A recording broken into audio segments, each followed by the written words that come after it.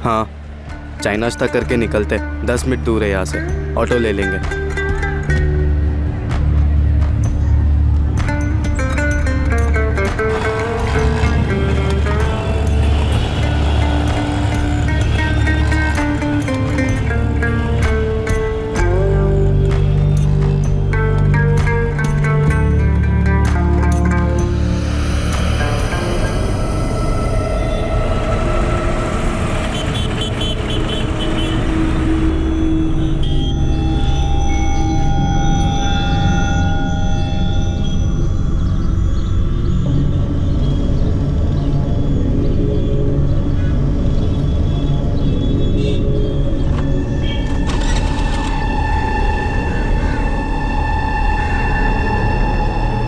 Licence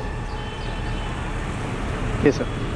paper दिखा। Sir 4 दिन पहले ही खरीदी है ना सर, तो पेपर से अभी ट्रांसफर नहीं हुए। खरीदने की रसीद वसीद तो होगी, वो दिखा। सर ये रसीद है सर, सेकेंड हैंड खरीदी है सर, कैश देके, वो भी गैरेज से सर, तो यही रसीद है सर। ये रसीद है? हाँ सर यही रसीद है। पहले ओनर के पेपर की कॉपी तो होगी, वो दिखा। सर पुराने ओनर का कोई पेपर नहीं है सर, यही रसीद है सर, गैरेज से खरीदी है सर। तो लाइसेंस जमा कर लेता हूँ, आराम से ट्रांसफर करा, कोर्ट में पेपर दिखा और लेके जा। सर काम धंधे वाला आदमी हो, कहाँ कोर्ट कचहरी के चक्कर काटता फिरूंगा सर। पेपर तो दिखाने पड़ेंगे, पुराने ओनर के गाड़ी ट्रांसफर करने की एप्लीकेशन कुछ तो दिखा। सर आपकी मैं गैरेज वाले मोहन से बात करा देता हूँ सर, 4 दिन पहले ही सर गाड़ी खरीदी सर, ये सर फोन पे बात कर लो। बाद में बात करवा, साइड में ले ले स्कूटर। सर साइड में लेगा। महज एक स्कूटर के पेपर्स की चेकिंग से इस केस की शुरुआत हुई। एक स्कूटर से शुरू हुआ यह केस एक के बाद एक कई हैरान कर देने वाले सच सामने लाने वाला था। रूटीन चेकिंग में मिला यह चोरी का स्कूटर एक मर्डर केस को रोशनी में लाने वाला था। साहब ये स्कूटर तो पिछले हफ्ते प्रदीप छोड़ के गया था, बोला उसके किसी ग्राहक का है, बेचना है, तो मैंने उसे सेल वाली लाइन में लगा दिया।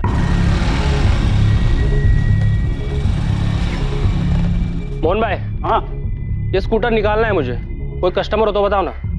तू चाबी रख के जा, मैं चला के देखता हूँ, बाद में बताता हूँ कितने में जाएगा। प्रदीप कौन? पूरा नाम बता। प्रदीप गोरडिया। स्कूटर राजदीप भाई को बेचा है और पेपर तो प्रदीप ही ट्रांसफर करके देने वाला था। प्रदीप स्कूटर छोड़ के गया था, तो मुझे याद आया कि राजदीप भाई को भी स्कूटर चाहिए था, तो मैंने उन्हें फोन करके बुला लिया। साहब राजदीप भाई ने स्कूटर चला के देखा, उन्हें पसंद आया, उन्हें दाम भी सही लगा, तो उन्होंने कैश दे के खरीद लिया। फोन नंबर दे प्रदीप गोरडिया का, उसने तुझे गाड़ी के असली ओनर के पेपर दिए? नहीं साहब, मैं आपको नंबर देता हूँ। सर इस प्रदीप गोरडिया की तो लंबी चौड़ी हिस्ट्री निकली। हरीश से पता करो स्कूटर का स्टेटस क्या है, ये स्कूटर भी तो चोरी का नहीं है। हरीश भाई, जीजे 10X5872 नंबर की कोई गाड़ी नहीं है, जाली नंबर है ये। लगाई था मुझे। चौहान भाई मैंने जो चेसिस नंबर दिया उसे चेक कराइए, ये प्रदीप गरोड़िया बाइक चोर है, पक्का स्कूटर चोरी का है। बिल्कुल सही कह रहे हैं आप, चेसिस के नंबर से रजिस्ट्रेशन निकाला मैंने। स्कूटर का ओरिजिनल नंबर है GJ 03R24398।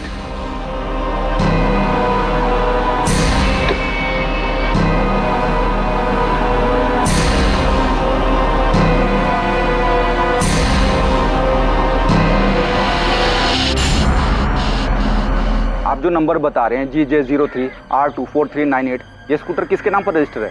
सोनल पटेल। और हाँ, इसमें ऑनर का एड्रेस भी लिखा हुआ है, वृंदावन कॉलोनी का एड्रेस है।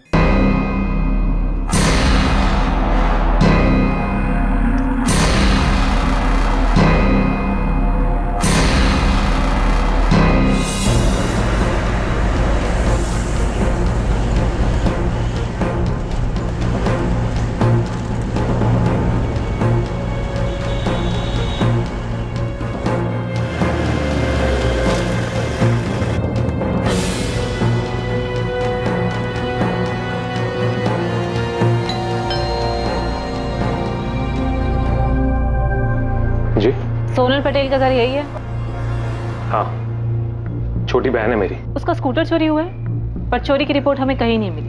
हमने स्कूटर चोरी होने की कोई रिपोर्ट नहीं लिखवाई। स्कूटर सोनल के नाम ही है ना? बुलाइए उसे, कहाँ है वो?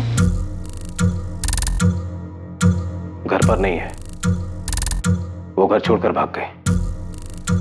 हमें तो ये भी नहीं पता था कि स्कूटर चोरी हुई है, हमें लगा कि वो स्कूटर लेकर भाग गई है। सोनल भाग गई तो आपने उसकी रिपोर्ट तो लिखवाई होगी? नहीं लिखवाई। आपने वो रिपोर्ट भी नहीं लिखवाई, क्यों? बोल। साहब मैंने देखा कि 3-4 दिन से वो स्कूटर एक ही जगह पे पड़ा था। किस जगह पे? विमन नगर है ना, उसकी एक गली में।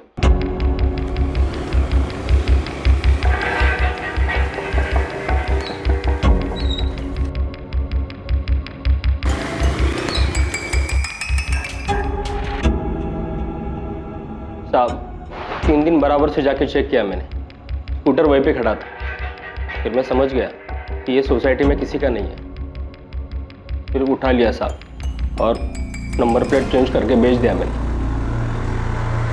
वो स्कूटर सोनल पटेल का है, 20 साल की लड़की है जो घर से भागी है। कहाँ है वो? साहब मैं बाइक चोर हूँ, मानता हूँ कि मैंने स्कूटर बेचा है, लेकिन मैं किसी सोनल पटेल को नहीं जानता हूँ साहब। देवांग जी, आपने सोनल की रिपोर्ट लिखवाई ही नहीं? नहीं। सोनल घर से कब भागी? 17 अक्टूबर को वो कॉलेज के लिए निकली थी, उसके बाद वापस ही नहीं आई। 17 अक्टूबर को गई है और अब तक घर नहीं लौटी, और आप लोगों को उसकी कोई फिक्र नहीं है? 18 की शाम को उसका फोन आया था, कहने लगी कि वापस नहीं आएगी। सोनल बेटा कहाँ है तू? तुझे पता कितना परेशान है हम यहाँ कि तू। हेलो बेटा, तू कहाँ है? तू ठीक तो है ना? तू बता, मैं आता हूँ तुझे लेने के लिए। पापा मैं दिल्ली में हूँ और बहुत खुश हूँ। अब मैं वापस घर नहीं आऊंगी। क्या बेटा, तू ऐसा कैसे कर सकती है?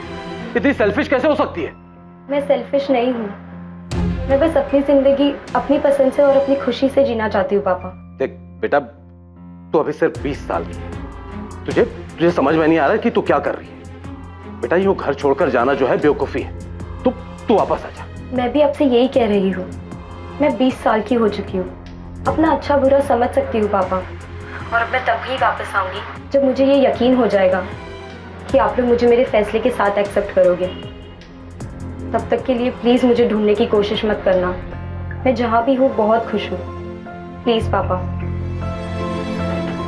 बेटा सोनल, हेलो हेलो।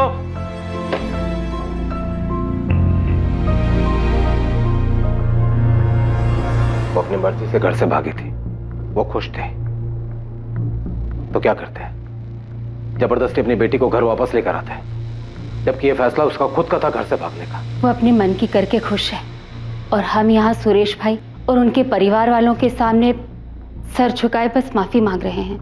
वे पिछले महीने 12 सितंबर को उसकी सगाई हुई थी अजय के साथ।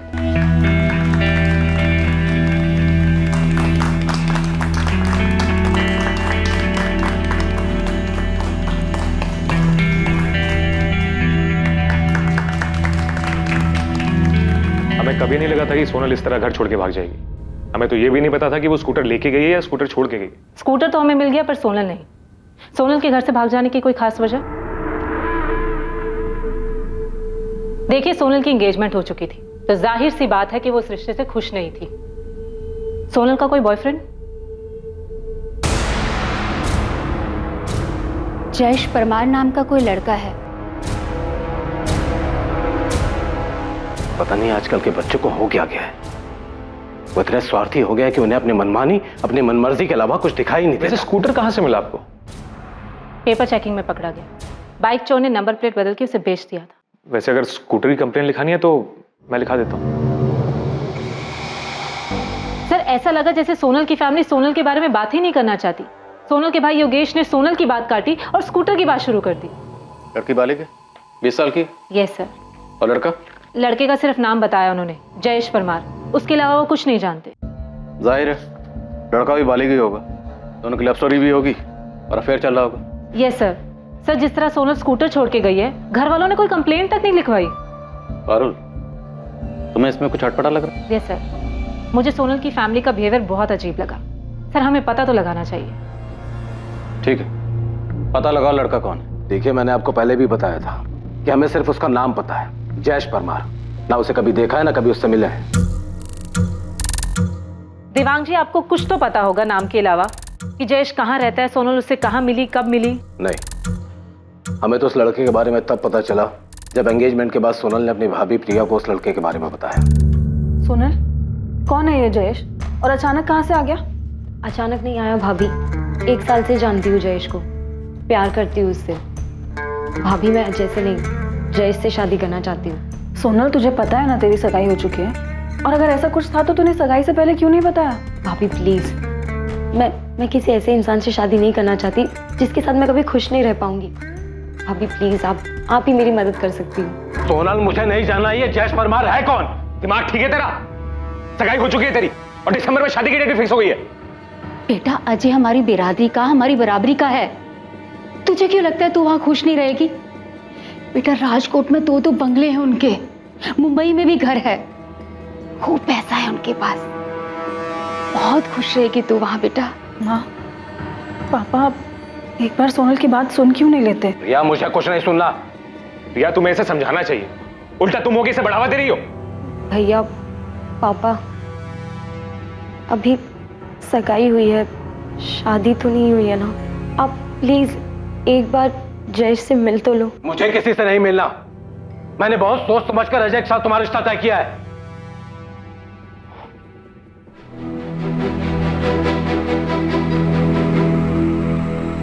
बेटा, मैं बाप हूं तुम्हारा। अरे तुम्हारा बुरा नहीं चाहूंगा। जयेश वैस जो भी है ना, सब भूल जाओ और इतना याद रखो कि अजय तुम्हारा होने वाला पति है। देख बेटा, राजकोट में हमारी और अजय के पापा की इज्जत है, नाम है। अरे क्या कुछ नहीं सोचा तेरी शादी के लिए? अरे इतने धूमधाम से शादी करेंगे कि पूरा शहर देखता रह जाएगा। तो फालतू की बातें सोचना बंद कर और शादी की तैयारी कर। संभालो इसे।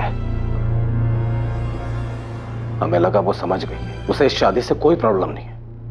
हमें तो इस बात का भी अंदाजा नहीं था कि वो उस लड़के के साथ भाग जाएगी। देवांग जी, आपको कैसे पता कि सोनल जयेश के साथ ही भागी? इसमें पता होने वाली क्या बात है? यही कि क्या वो वाकई में ही भागी है? देखिए मैडम, आप हमारे जले पर नमक छिड़क रही। मेरी बेटी, जिसकी खुशी के लिए मैंने क्या कुछ नहीं किया, उसे एक मिनट भी अपनी फैमिली के बारे में नहीं सोचा और उस लड़के के साथ भाग गई। वो जहां भी रहे खुश रहे, मुझे कोई दिक्कत नहीं। पर मैडम, मेरी आपसे रिक्वेस्ट है, ये मेरा फैमिली मैटर है, प्लीज आप इसमें दखल ना दें।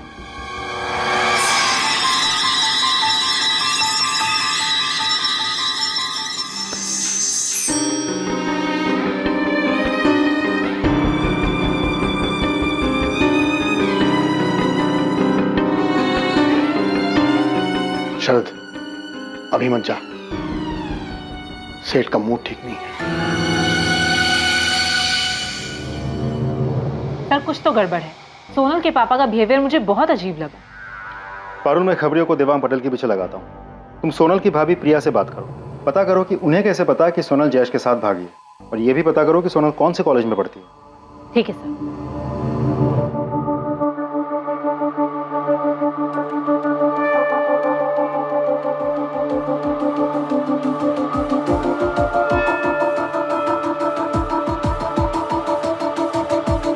प्रिया, assistant sub inspector Parul Sanghvi, मुझे सोनल के बारे में तुमसे कुछ बात करनी। हाँ मैम, सोनल जयेश के साथ ही भागी है। प्रिया, तुम्हारी पूरी फैमिली को कैसे पता कि सोनल जयेश के साथ ही भागी है, जबकि तुम्हारी फैमिली ये नहीं जानती कि जयेश कौन है, कहाँ से है? योगेश ने सोनल के कॉलेज के दोस्तों से बात की थी, शिल्पा और नताशा। तुम्हें सच में जयेश के बारे में कुछ नहीं पता? तुम्हारे पति या ससुर ने सोनल के साथ कुछ किया? नहीं मैम, मुझे नहीं पता। सोनल कौन से कॉलेज में पढ़ती है?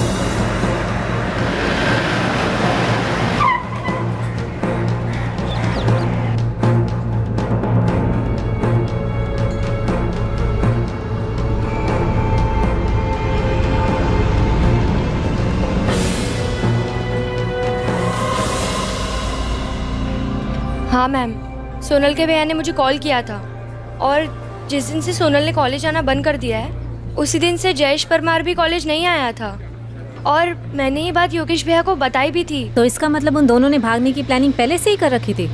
वो तो पता नहीं मैम, लेकिन सोनल ने तो हमें ऐसा कुछ बताया नहीं था। ये जयेश कहाँ पे रहता है? मैम, ऐसे तो वो हॉस्टल में रहता है, लेकिन ओरिजिनली वो मोरबी से है। ये क्या बदतमीजी है? कौन हो तुम? शमशेर, पुलिस का आदमी, तुमसे बात करनी है। भाई, मैं देवांग सेठ के ऑफिस में सिर्फ असिस्टेंट अकाउंटेंट हूँ। उनके घर में क्या चल रहा है क्या नहीं, मुझे कुछ नहीं पता। घर के लोग तो ऑफिस में आते ही होंगे और आते जाते तुमने देखा ही होगा। देखो महेश भाई, अगर तुम्हें पता है और पुलिस को बाद में पता चला कि तुमने बताया नहीं है, ये तुम पे ही भारी पड़ने वाला है। अरे पर मैं सोनल के बारे में कुछ नहीं जानता। हाँ इतना बता सकता हूँ कि जिस दिन वो गायब हुई थी उस दिन ऑफिस में बहुत बड़ा हंगामा हुआ था। कैसा हंगामा? पैसों को लेकर। मतलब? उस दिन सेठ जी के कैबिन से 10 लाख रुपए गायब हुए थे।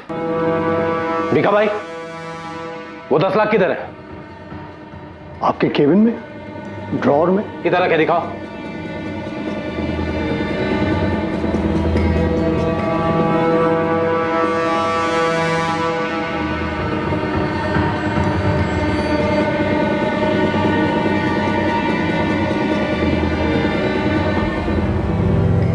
सेठ, पैसे तो यहीं रखे थे, एक बड़े से एनवेलप में। मैंने खुद अपने हाथों से रखे थे। रखे थे तो दो ना। पैसे तो यहीं थे, लेकिन अभी वो है ही नहीं। तो गए कहां पैसे? पैसों के पैर लग गए, ये 10 लाख हवा हो गए। मैंने पैसे खुद यहां रखे थे, मैं सच कह रहा हूं। सेठ आपके ड्रॉवर में मेरा कोई काम ही नहीं है, मैं क्यों खोलूंगा उसे? सेठ जी इतना पैसा तो हर तीसरे दिन आता है, हम तो कभी हाथ भी नहीं लगाते। पैसे तो बीका भाई के पास ही रहते। हाँ सेठ, पैसे मेरे पास ही थे और मैंने उसे ड्रॉर में रखे थे। 10 बार सुन चुका हूं मैं ये, यही रखे थे, यही रखे थे। अगर थे तो गए कहां? सेठ वो क्या? 1:30 बजे सोनल बिटिया यहाँ आई थी, आपके केबिन में गई थी। सोनल? हाँ बीका भाई सही कह रहे हैं, मैंने 2:30 बजे सोनल को आपके कैबिन से निकलते देखा था।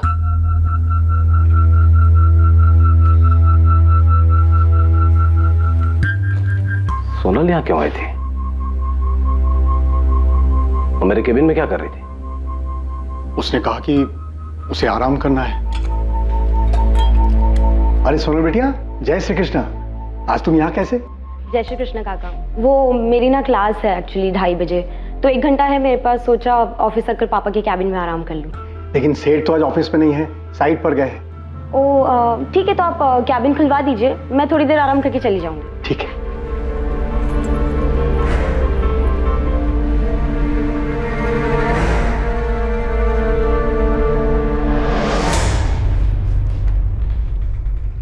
उसके लिए मैंने केबिन खोल दिया और फिर अपने काम में लग गया। वो कब चली गई मुझे पता ही नहीं।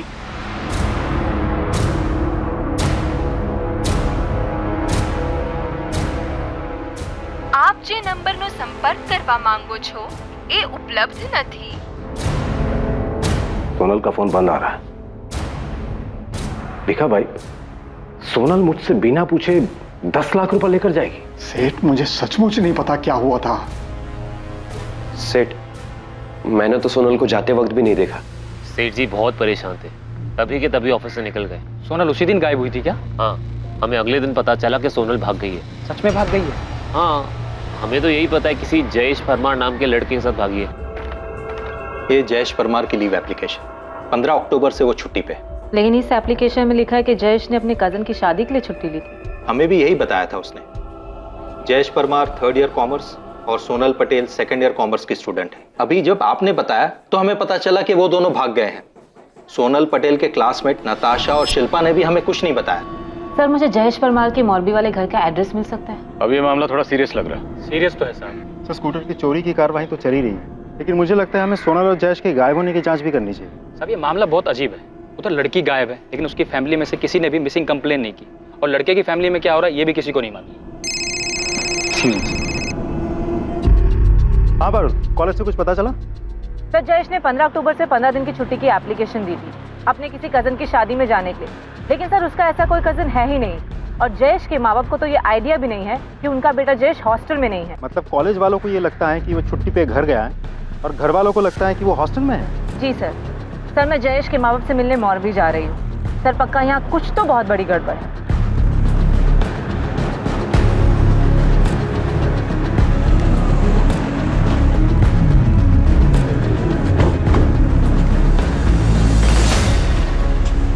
हमें तो पता ही नहीं कि जयेश ने कॉलेज से छुट्टी ली है। और कौन सा कजिन? वो 17 अक्टूबर से गायब है और आज 30 तारीख है।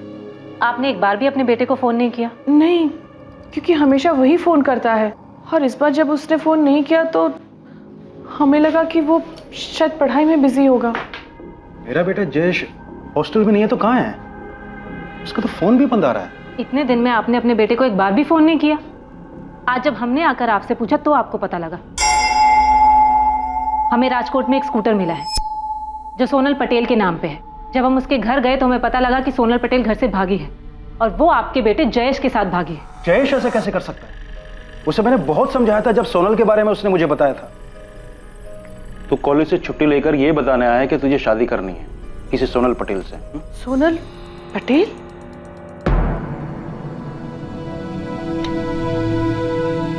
मुझे पता है ना तू क्या है। माँ, मैं सोनल से प्यार करता हूँ और सोनल भी मुझसे उतना ही प्यार करती है।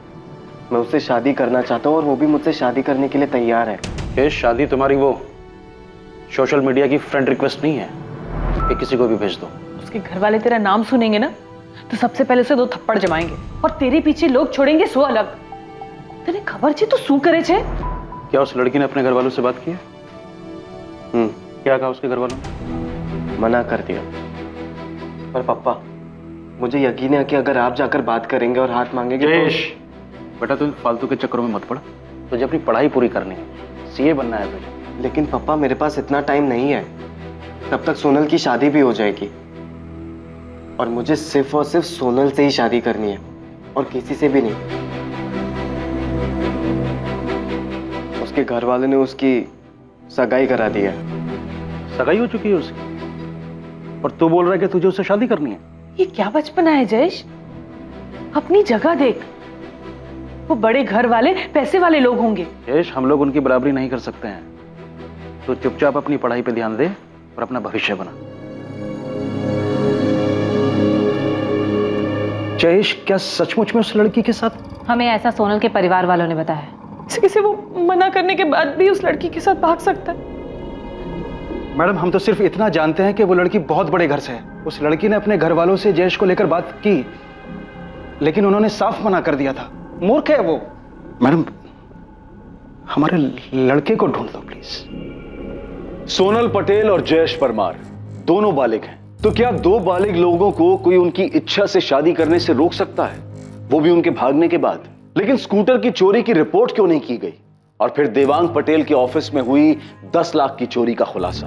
क्या सोनल और जयेश के केस में और भी कई राज थे जिनका सामने आना अभी बाकी था? सोनल और जयेश का फोन 17 अक्टूबर की दोपहर यहाँ राजकोट में स्विच ऑफ हुआ है। सर, दोनों ने पहले से ही प्लान बनाया होगा कि एक साथ फोन स्विच ऑफ करेंगे।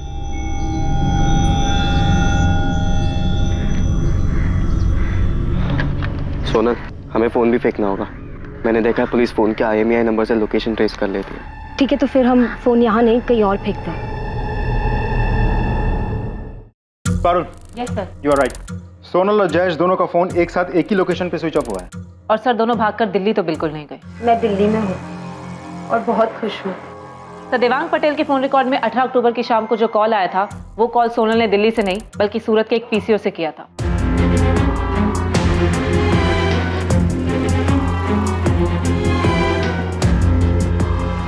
सोनल, अभी तुम अपने घर पे कॉल करो और बोलो कि हम दिल्ली में। ठीक है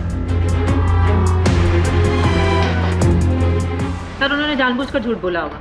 उन्हें लगा होगा कि सोनल के पापा उनका पता लगा ले। लेकिन उसके पापा ने तो पता लगाया ही नहीं। सर, वो लोग पुलिस स्टेशन नहीं आए, इसका मतलब ये नहीं ना कि उन्होंने पता नहीं लगाया होगा। पता लगाने के और भी तो कई तरीके हो सकते हैं। देवांग पटेल के कॉल रिकॉर्ड्स कुछ मिला? नहीं सर, कुछ खास। सर, जयेश के फोन रिकॉर्ड से एक नंबर मिला। उससे लगभग हर रोज बात होती थी उसकी। मैंने नंबर ट्राई किया, रिंग जा रही है लेकिन कोई उठा नहीं रहा है। मैंने मैसेज छोड़ा है सर। एक बात बताओ, हम इस केस में सिर्फ इसलिए क्राइम ढूंढ रहे हैं क्योंकि एक स्कूटर लवारिस पड़ा हुआ मिला। सर, जयेश के माँ बाप ने मोरबी में जयेश की मिसिंग कंप्लेंट दर्ज करवा दी। पारुल, तुम्हें शुरू से इस केस में गड़बड़ लग रही है ना? यस सर, अब तो मुझे और भी यकीन हो गया कि कुछ तो गड़बड़ है। सर, लड़की की फैमिली लड़के के अगेंस्ट थी। लड़की की सगाई होती है, उसके बाद वो घर से भाग जाती है और उस लड़के के साथ जो किसी भी मायने में उसकी बराबरी का नहीं है। सर, अगर क्राइम नहीं भी हुआ है तो भी हमें पता तो करवाना ही चाहिए कि सोनल और जयेश सेफ हैं या नहीं।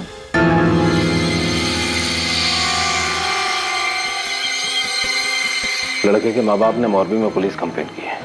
जब पुलिस उनके पास गई तो उन्होंने बताया कि उन्हें पता ही नहीं है कि उनका बेटा सोनल के साथ भाग गया है। योगेश, रिया को जरूर कुछ पता है। एक बार बात करो उससे। तो कल रात पूछा था उससे मैंने, उसे भी कुछ नहीं पता। तुम्हें लगा उसने सच बोला? उसने तुम्हें बताया कि पुलिस ने उससे पूछताछ की थी?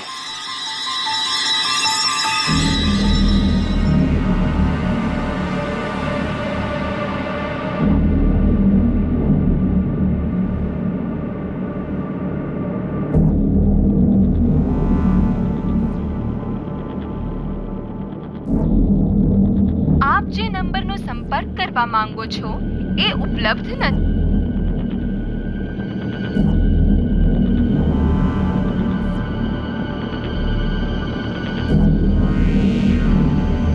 आप बिल्कुल सही कह रहे हैं। ये अंगूठी हमारी आनंद एंड विठल भाई ज्वेलरी स्टोर से खरीदी गई। काशीराम जी, आप मुझे बता सकते हैं कि अंगूठी आपकी किस ब्रांच से किसने और कब खरीदी?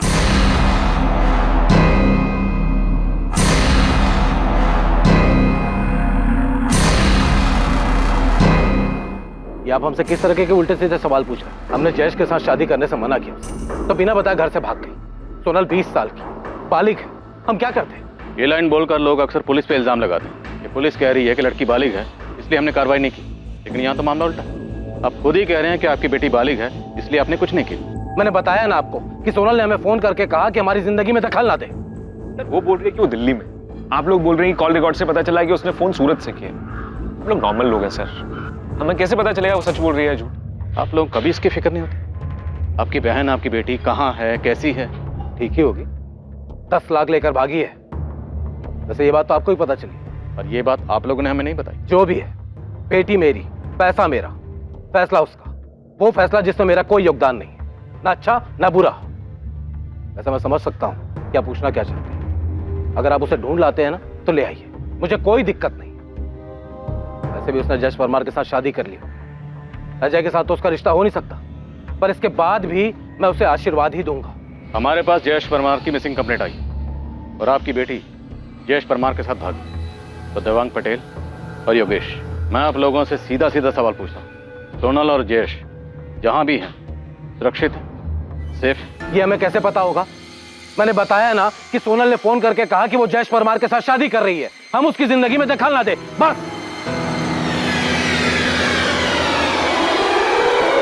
जिस दिन सोनल घर से भागी थी उसी दिन उसकी मिसिंग कंप्लेंट लिखवा देनी चाहिए थी।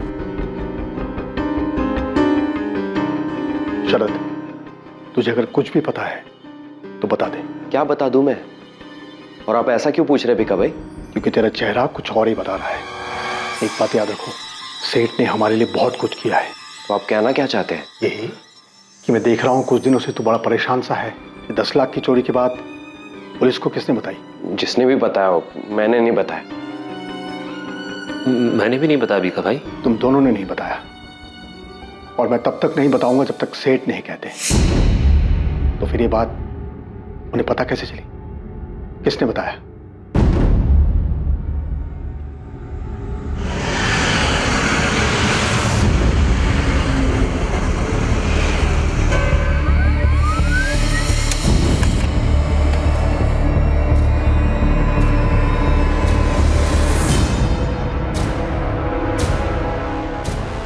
सर, आप जिस अंगूठी की बात कर रहे हैं वो इसी लड़की ने हमारी राजकोट वाली ब्रांच से खरीदी थी।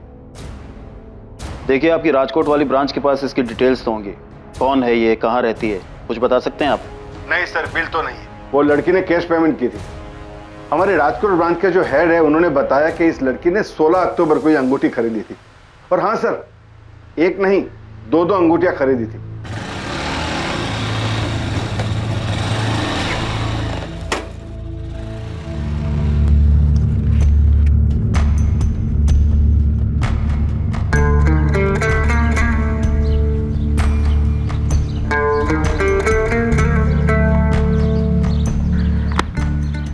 ये देखो, ये रिंग मैं तुम्हें पहनाऊंगी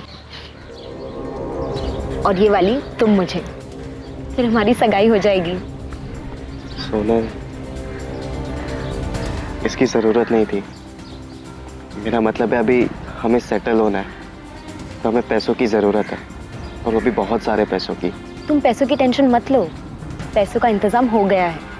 कल सुबह हमारे पास ढेर सारे पैसे होंगे। कैसे? मतलब कहाँ से आएंगे? छत पर फाड़ के। भगवान भी चाहता है कि हम साथ में रहें, इसीलिए उन्होंने आज सुबह ही इशारा दे दिया है कि पैसे कहाँ से आएंगे।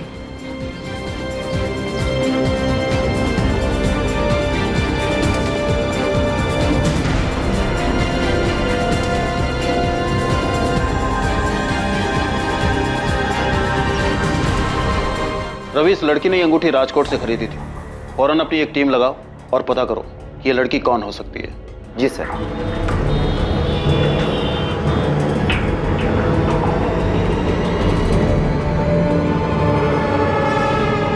हेलो दोस्त, मैं तुझे कब से फोन कर रहा हूँ, मैसेज भी छोड़ा था, तूने कॉल बैक भी नहीं किया मुझे। पहले ये बता तू कौन है? राजकोट से सब इंस्पेक्टर रुपेश भगत बोल रहा हूँ। हाँ जी बताइए, क्यों फ़ोन कर रहे थे? जयेश परमार को जानता है ना तू? तेरी तो फोन पे अच्छी खासी बातचीत हुई थी उससे। हाँ तो आपसे मतलब ये कि जयेश परमार कहाँ है? अपने घर पे होगा मोरबी में, या राजकोट में होगा हॉस्टल में, और मैं यहाँ अहमदाबाद में रहता हूँ, यहाँ नौकरी करता हूँ। मुझे कैसे पता होगा कि वो कहाँ है? गायब है वो, सोनल पटेल के साथ भागा है। तू जानता है ना सोनल पटेल को? क्या भाग गया?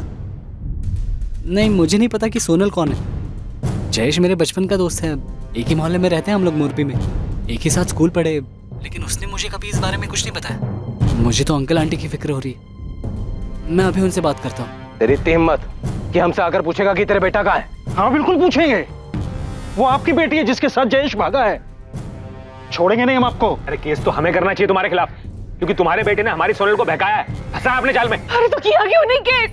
अरे आप लोगों ने तो जानबूझ के रिपोर्ट तक नहीं दर्ज करवाई। पड़े होंगे आप अपने घर में, हमें हमारा बेटा वापस चाहिए। अगर मेरे बेटे के साथ कुछ भी होगा ना, तो एक बात याद रखना, मैं भी चुप नहीं बैठूंगा। देवांग सेठ, चल निकल यहाँ से।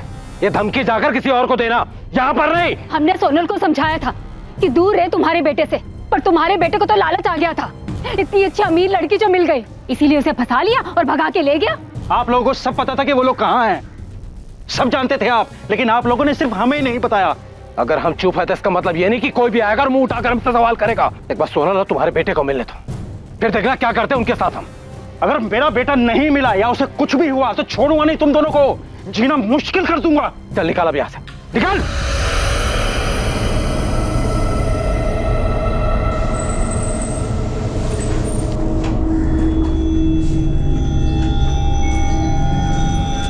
अब गांधीनगर क्राइम ब्रांच भी सोनल पटेल को ढूंढ रही है। ये फोटो भेजा उन्होंने। क्यों? वो क्यों ढूंढ रहे हैं? मैडम 2 दिन पहले 3 नवंबर को गांधीनगर के पास जो मैसाना रोड पे जंगल है, वहां 2 डेड बॉडी मिली।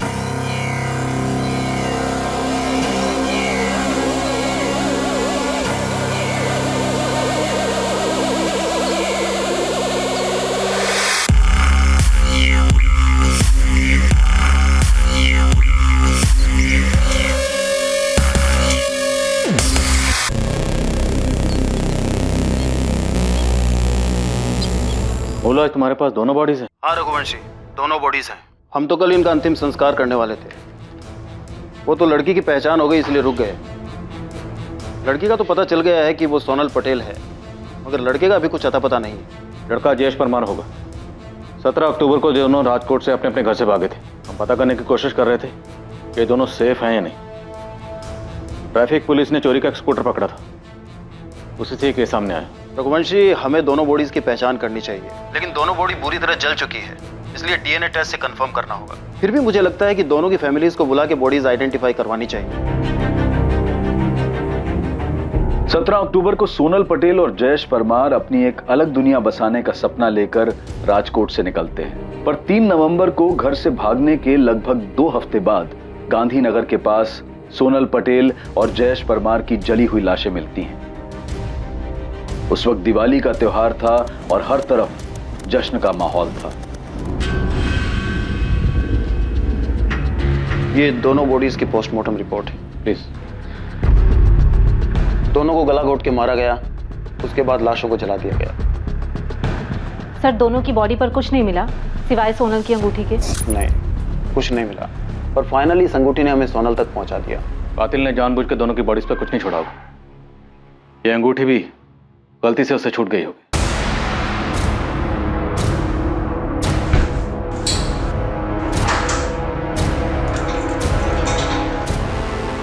सर, ये तो पक्का है कि सोनल और जयेश सूरत में थे, लेकिन फिर भी इन दोनों की डेड बॉडी हमें गांधीनगर में कैसे मिली? मतलब कोई तो है जो जानता था कि ये दोनों कहाँ थे। सोनल ने अपने पिता के केबिन से 10 लाख रुपए चुराए थे। 10 लाख, अच्छी खासी रकम थी उनके पास।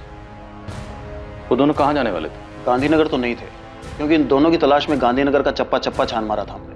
और अहमदाबाद, वहाँ पता किया था आप लोगों ने? नहीं, क्योंकि अंगूठी के जरिए हमें पता चल चुका था कि लड़की राजकोट से है। तो क्या ये उनकी प्लानिंग का हिस्सा होगा कि सूरत से कॉल करेंगे और उसके बाद किसी और शहर चले जाएंगे, शायद अहमदाबाद? सोनल के बाप और भाई के अलावा कोई नहीं हो सकता। उन्होंने ही मारा है मेरे बेटे को। काका, जयेश ने आपको कुछ बताया था कि वो और सोनल कहाँ जा रहे हैं, कहाँ छुपे हैं? बेटा अगर हमें पता होता कि वो भागने की सोच रहा है तो क्या मुझे रोकते नहीं? पता नहीं जयेश ने ऐसा क्यों किया। मैंने उसे समझाया था कि वो बड़े लोग हैं, बड़े घर वाले हैं, और जब वो मना कर चुके थे तो पता नहीं फिर भी उसने ऐसा क्यों किया।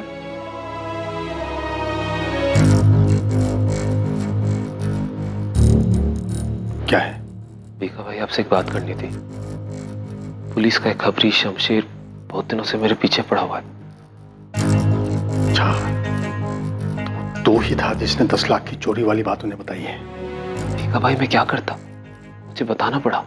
और क्या क्या बताया? नहीं, और कुछ नहीं बताया, पर मुझसे बार बार पूछ रहा था सेठ जी के घर में क्या चल रहा है। सेठ जी और उनके परिवार वाले वैसे ही बहुत दुखी हैं, उन्हें और दुख नहीं पहुंचना चाहिए, इसलिए अपना मुंह बंद रखना सीख।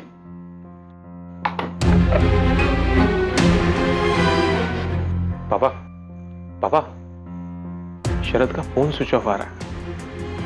मैंने इससे कहा था कि क्रियाक्रम के बाद में, पर वो गायब है। कहीं कुछ गड़बड़ ना कर दे। मैं आपको अपना नाम नहीं बता सकती, लेकिन मैं सोनल और जयेश के बारे में कुछ जरूर बता सकती हूँ। क्यों? तुम नताशा पुरोहित हो या शिल्पा अजमेरा? क्यों अपनी पहचान छुपाने की कोशिश कर रही हो? देखिए, मैंने आपको शुरू में ही बता दिया था कि मैं आपको अपना नाम नहीं बता सकती। मैं सोनल और जयेश के बारे में कुछ बताना चाहती हूँ। ठीक है, बताओ क्या बताना चाहती हो। एक आदमी है जो कि घर से भागे लड़के लड़कियों की मदद करता है, उनको रहने के लिए जगह देता है और उनकी फैमिलीज और किसी भी तरह के खतरे से उनको बचाता है। सोनल और जयेश उसी आदमी के पास गए थे। हाय सर, मैं जयेश परमार। मैं सोनल पटेल। जयेश, सोनल, अब तुम दोनों को डरने की कोई जरूरत नहीं है। यहाँ पर तुम पूरी तरह से सेफ हो। मैं तुम दोनों को विश्वास दिलाता हूँ कि यहाँ तुम्हें किसी बात का कोई खतरा नहीं। पहेलियों में बातें मत करो, साफ साफ बोलो कि क्या बोलना है। मेरे लिए तुम्हारे बारे में इंफॉर्मेशन निकालना कोई मुश्किल काम नहीं है, और अगर मुझे ऐसा करना पड़ा तो तुम जरूर मुश्किल में आ जाओगे। मैं आपकी मदद कर रही हूँ और आप मुझे ही धमकी दे रही हैं। अगर मैंने सोनल और जयेश की फोटो अखबार में ना देखी होती तो मैं आपको कभी फोन नहीं करती। जिस आदमी ने उनको सहारा दिया, उनकी मदद की, उसका नाम है शेखर भाटिया। और जिस घर में वो भागे हुए कपल्स को रखता था वो घर अहमदाबाद में है। उसने सोनल और जयेश को भी वहीं पे रखा था।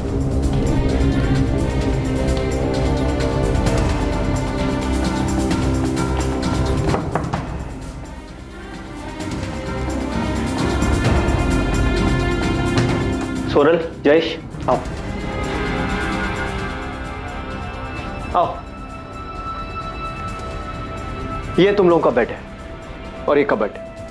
जब तक तुम्हारा दिल चाहे तब तक यहाँ रह सकते। और हाँ, चिंता करने की कोई जरूरत नहीं। इस जगह पे तुम दोनों बिल्कुल सेफ।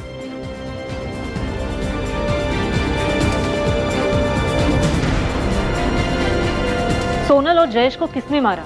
पता नहीं। हाँ, पर वहाँ एक और कपल था, अमित दवे और भावना राठौड़।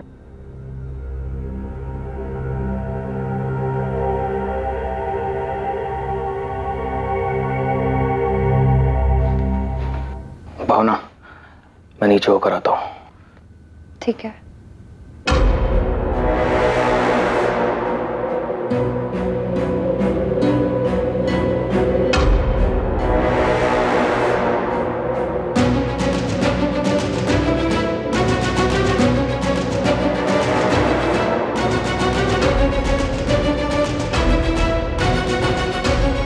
अमित दवे के दिमाग में काफी कुछ चल रहा था। मुझे ऐसा लगता है ना कि वो सोनल और जयेश को मारने की प्लानिंग कर रहा था। तो मुझे अमित दवे और भावना राठौर की कुछ और डिटेल्स दे सकती हो? अगर होती तो जरूर देती, लेकिन मैं उनको ज्यादा नहीं जानती थी। मैं उनसे शेखर भाटिया के घर में मिली थी, जैसे सोनल और जयेश से मिली थी। तो मुझे लगा आपको ये बात बता देनी चाहिए, इसीलिए मैंने आपको फोन किया।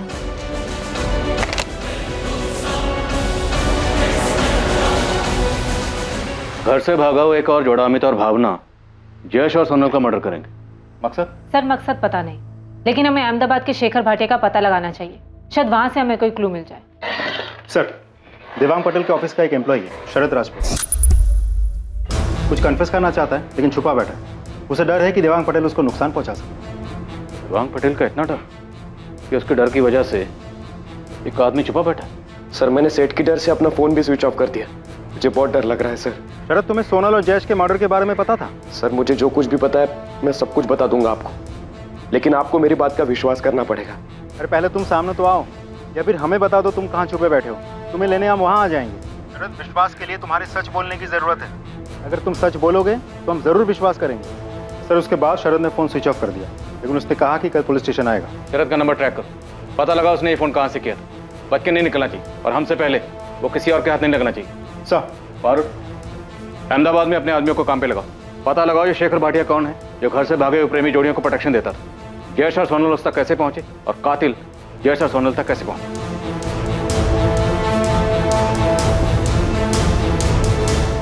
पर नताशा, तूने मुझे ये सब बात पहले क्यों नहीं बताई?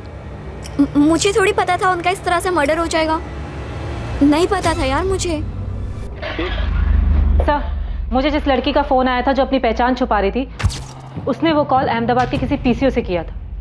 उस लड़के ने यह भी बताया था ना कि जयेश और सोनल अहमदाबाद में। जी सर, और उसने ये भी बताया कि शेखर भाटिया नाम का एक सामाजिक कार्यकर्ता है जो घर से भागे हुए कपल्स की मदद करता है। सोनल और जयेश को रहने के लिए जगह भी शेखर भाटिया ने ही दिलवाई। सोनल, जयेश, आओ। अब ये शेखर भाटिया हमें बता सकता है कि अमित दवे और भावना राठौर कौन है, और अगर उन लोगों ने ही जयेश और सोनल को मारा था तो उनका मकसद क्या था। फारूक, शमशेर से कहो इस शेखर भाटिया का पता लगा।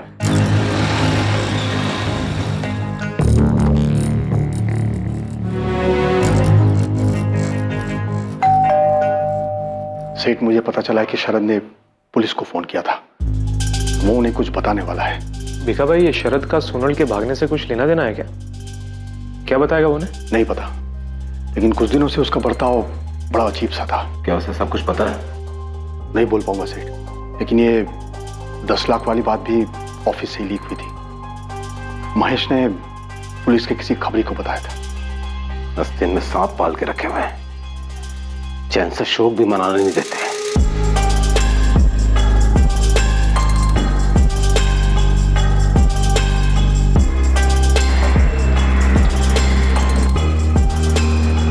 सर, मैं शरद राजपूत। डरो मत, अब तुम सेफ हो। गाड़ी में बैठो।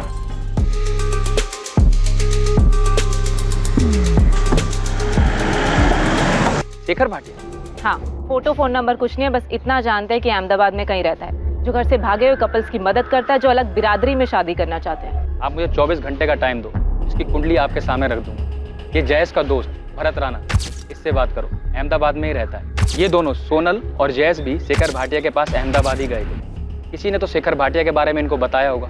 ये शेखर या तो जयेश का दोस्त होगा या तो सोनल की दोस्त शिल्पा या नताशा में से किसी ने इसके बारे में बताया होगा। मैं उनसे बात करती हूँ, तो तब तक शेखर भाटिया को लेकर।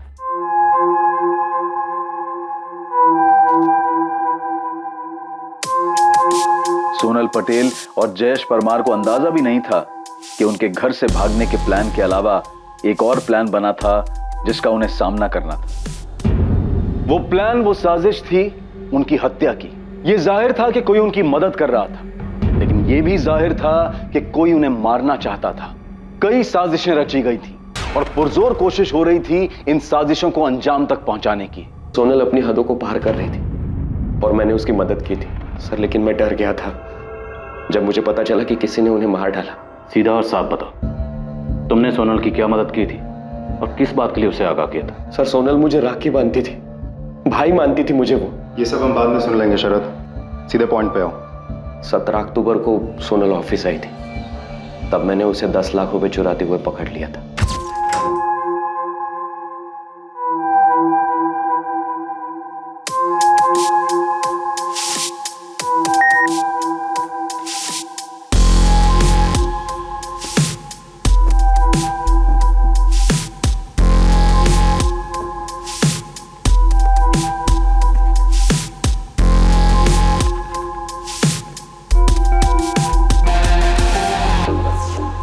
तुम यहाँ?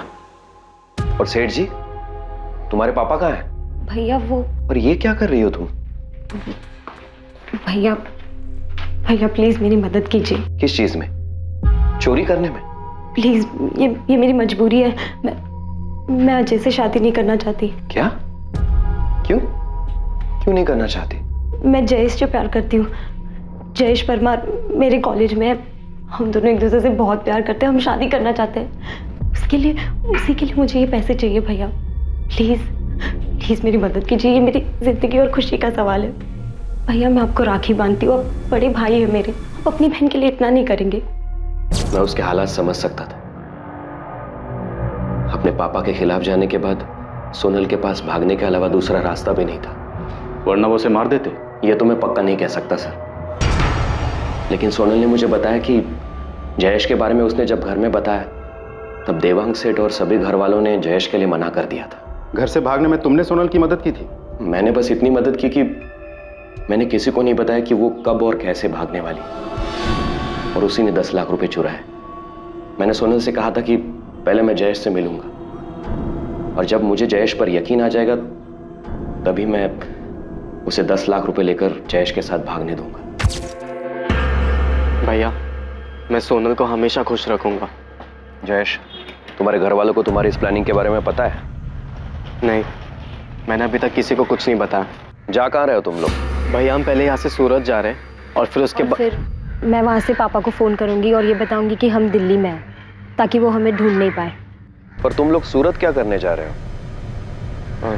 हमारा एक प्लान बना है सूरत में, वहाँ पर बात हुई है किसी से। देखो मैं समझ सकता हूँ, तुम जो चाहते हो इसमें कुछ गलत नहीं है, और तुम दोनों बालिग हो तो इसलिए तुम्हें कोई रोक भी नहीं सकता। हाँ, लेकिन अगर तुम लोग किसी प्रॉब्लम या मुसीबत में फंस जाओ तो फौरन वहां से निकल जाना। और सोनल, तुम मुझे कभी भी फोन कर सकती हो। हाँ, थैंक यू भैया। फिर वो चले गए। प्लान के मुताबिक सोनल ने सेठ को बताया कि वो दिल्ली में। अहमदाबाद के बारे में तो मुझे आइडिया भी नहीं था सर। उनके जाने के बाद उन्होंने मुझे कभी फोन नहीं किया। सर मेरे अलावा कोई और भी है जो उनकी मदद कर रहा था, और उसी से ये अहमदाबाद वाली बात बाहर निकली होगी, जिसके बाद दोनों मारे गए। तुम्हें पता है सोनल के पापा और भाई ने उन दोनों को मारा है, तो आधी कहानी बताने का कोई मतलब नहीं बनता शरद। कैसे मारा? सर कैसे ये तो मुझे नहीं पता, लेकिन मुझे भी लगता है कि उन्होंने ही मारा होगा। सर स्कूटर के चक्कर में आपने उन्हें बताया कि वो दिल्ली में नहीं सूरत में है। असल में आप लोगों ने जयेश और सोनल की जान खतरे में डाल दी। सर सोनल के पापा बहुत बड़े आदमी हैं, उन्होंने ही दोनों को मार डाला, तो मुझे भी मार डालेंगे सर। प्लीज प्लीज मुझे बचाइए। हमने सोनल के घर वालों को बताया कि वो दिल्ली में नहीं सूरत में है। इसी से देवांग पटेल और योगेश ने उनका पता लगाया और उन दोनों को मार डाला। सर हमने तो सिर्फ इतना बताया था कि फोन सूरत से आया था। अब वो दोनों अहमदाबाद में किसी शेखर भाटिया के वहाँ छुपे बैठे, ये तो हमें भी नहीं पता था। और सर वैसे भी अगर देवांग पटेल को सोनल को मरवाना ही था तो उसे कॉल रिकॉर्ड चेक करके भी पता चल सकता था। कॉल रिकॉर्ड्स निकलवाने में वक्त लगता, तब तक सोनल और जयेश को बचने का मौका मिल जाता। नहीं सर, मुझे नहीं लगता। हमने सूरत कहा था, अहमदाबाद के बारे में कैसे पता चला? सर मेरी सोनल की फ्रेंड नताशा से बात हुई, उसने बताया कि सोनल के भाई योगेश ने उसे डरा धमकाकर ये उगलवा लिया कि सोनल और जयेश अहमदाबाद में छिपे थे। और योगेश ने ये तब पूछा जब हमने उन्हें बताया कि सोनल ने फोन दिल्ली से नहीं बल्कि सूरत से किया था। सोनल और योगेश हमारी वजह से मारे गए। नताशा, क्या सोनल के भाई और पापा ने किसी को भेजा था उनका मर्डर करने के लिए? पता नहीं सर, लेकिन जब पता चला कि सोनल ने फोन दिल्ली नहीं बल्कि सूरत से किया था तो योगेश भैया कॉलेज आए थे मुझसे बात करने, और वो बहुत दबाव डालने लगे मुझ पे। नताशा को इस सब के बारे में बिल्कुल भी नहीं पता था कि सोनल और जयेश के साथ ऐसा भी कुछ हो जाएगा। नताशा हम उन्हें कुछ नहीं करेंगे, तुम सिर्फ इतना बताओ कि सोनल है कहाँ। देखो सोनल स्मार्ट है पर इतनी नहीं कि अकेले ही सब कुछ करा। कौन हेल्प कर रहा है उनकी? देखो अगर सोनल को कुछ भी हुआ ना तो तुम भी प्रॉब्लम में आ जाओगी, इसलिए बताओ कहाँ है वो? वो अहमदाबाद में है। अहमदाबाद में कहाँ है? नहीं पता भैया, पर इतना ही बताया था कि उन्हें अहमदाबाद में छुपने के लिए एक सेफ जगह मिल गई है। हाँ यार मैंने सब कुछ सोच लिया है। पर तुम दोनों जाओगे कहाँ और रहोगे कहाँ? अहमदाबाद में। अहमदाबाद में कहाँ? है एक जगह जयेश ने ढूंढी है। पर सोनल उसके बाद का क्या? कब तक भागते रहोगे तुम दोनों ऐसे? इतने पैसे तो लेकर जाएंगे ही कि कुछ दिन और कुछ महीनों तक चुपके रह सके। और इतने पैसे आएंगे कहाँ से? पापा के ऑफिस से। अरे नहीं नहीं नहीं, वो 10 लाख को रख लो, नहीं तो पता चला एक साथ पेमेंट लेने के चक्कर में ये 10 बीघ है और महीनों तक चक्कर काटते रहेंगे हम। और सुनो, आज और कल जो है मैं वो साइट पे रहूंगा, तो ये पैसे जो है वो केबिन में रखवा देना, ठीक है? कल 17 अक्टूबर है। मैं पापा के ऑफिस से 10 लाख उठाऊंगी, उसके बाद मैं और जयेश यहाँ से दूर भाग जाएंगे और शादी करके अपना घर बनाएंगे। मुझे बहुत गिल्ट फील हो रहा है, मेरी वजह से योगेश भैया को पता चला कि वो दोनों अहमदाबाद में हैं। क्या तुम्हारे अलावा भी किसी को पता था कि वो दोनों अहमदाबाद में? नताशा, इस पूरी प्लानिंग में कोई और भी था उनके साथ? मुझे नहीं पता मैम, मुझे तो बस उतना ही पता है जितना सोनल ने मुझे बताया था। साहब, आप देवांग और उसके बेटे को खाली उठाना मत, उनको खूब तोड़ना, खूब मारना उनको। उन्होंने मेरे बेटे को मारा है। अगर उन्हें सजा देनी ही थी तो अपनी बेटी को देते, हमारे बेटे को क्यों मारा? उदय जी, दामिनी जी, अभी हमारे पास कोई ठोस सबूत नहीं है कि देवांग भाई और उनके बेटे ने ही सोनल और जयेश को मारा है। हम पूछताछ कर रहे हैं। अभी हमें सिर्फ इतना पता चला है कि सोनल और जयेश अहमदाबाद में कहाँ रहते थे।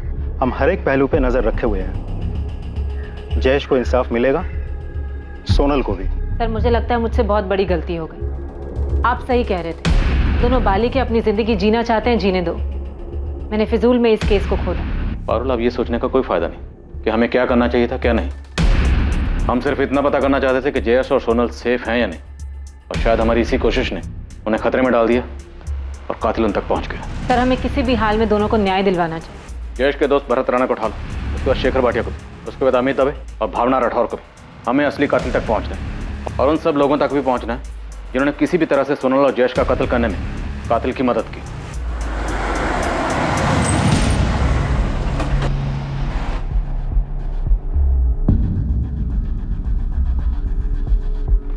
शेखर भाटिया जी, आप कौन? शेखर जी, राजकोट में पुलिस आपको ढूंढ रही है। क्यों, किस लिए? सोनल पटेल और जयेश परमार के लिए। सोनल और जयेश? क्या हुआ उन दोनों को? उन दोनों का मर्डर हो चुका है। गांधीनगर में उन दोनों की जली हुई बॉडी मिली है। क्या? काश जयेश मेरे पास आया होता, काश उसने मुझे बताया होता कि मैं ऐसा कुछ करने के बारे में सोच रहा। सच में भरत, उसने तुम्हें कुछ नहीं बताया? बताया होता तो मैं उसे ऐसा कुछ करने ही नहीं देता ना।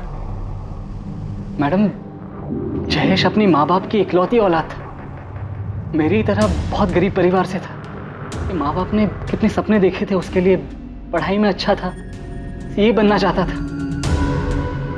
यानी सब क्या?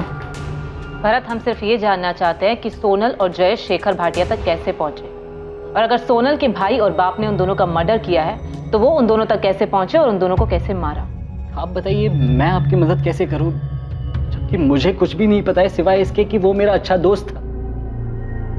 मुझे तो उस पर दुख कम, गुस्सा ज्यादा आ रहा है। फाइनल ईयर में था, ये बन जाता अगले साल तक, पूरी लाइफ पड़ी थी उसके सामने, लेकिन नहीं, शादी और प्यार का भूत सवार हो गया। भरत, अब जो हो चुका उससे बदला नहीं जा सकता। तुम हमें बस। मैडम, मैं भी आपसे यही कह रहा हूँ कि जो हुआ है उसके बारे में मुझे कुछ नहीं पता है। मुझे तो ये समझ में नहीं आ रहा है कि मैं उसके माँ बाप को कैसे समझाऊं। वो बार बार मुझे एक ही बात बोले जा रहा है कि तू तो उसका अच्छा दोस्त था, तूने क्यों नहीं समझाया उसे। अब मैडम, मैं उसे कैसे समझाता, क्योंकि जयेश ने मुझे कुछ बताया नहीं इसके बारे में। अगर बताया होता ना तो उसको 2 थप्पड़ लगा देता, सारा ये प्यार और शादी का भूत उतार देता। भरत,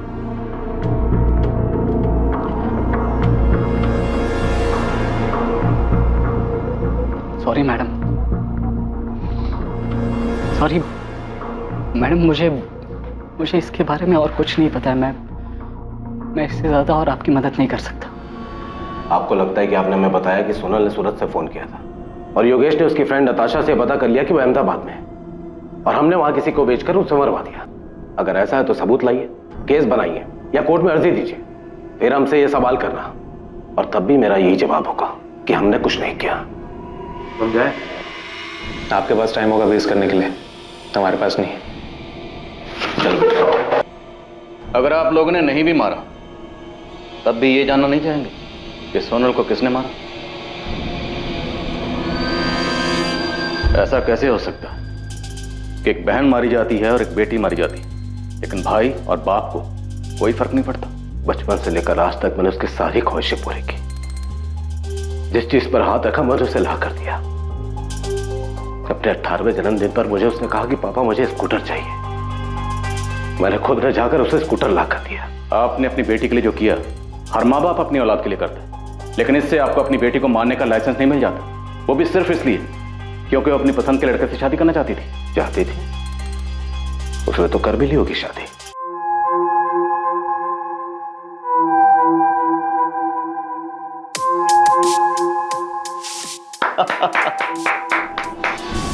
उसे सिर्फ इसलिए ढूंढ रहे थे ताकि उसे ये बोल सकें कि उसने जो कुछ किया है ठीक है। अब उसे हमसे ऐसे भागने की या छिपने की कोई जरूरत नहीं। और आप लोगों को लगता है कि मैं आप लोगों की इन बातों पे यकीन कर रहा हूं, क्योंकि इसके अलावा आपके पास और कोई चॉइस नहीं है। वरना साबित करो कि सोनल और जयेश को हमने मारा है।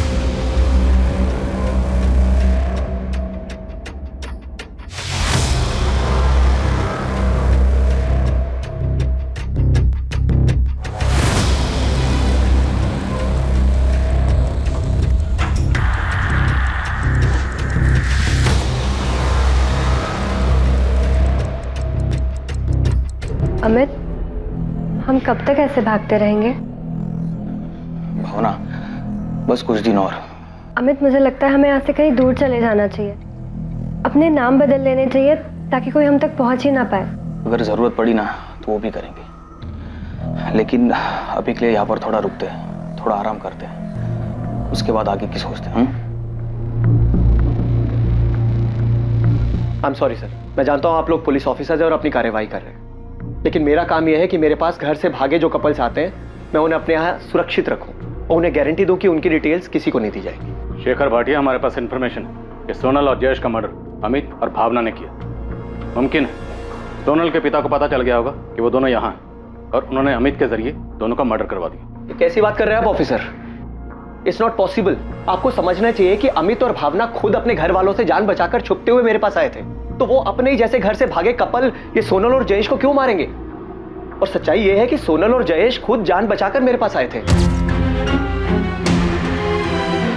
फिर मैंने सोनल और जयेश की शादी करवाई और खुद उनके साथ रजिस्ट्रार ऑफिस में जाके उनकी शादी को रजिस्टर करवाया था।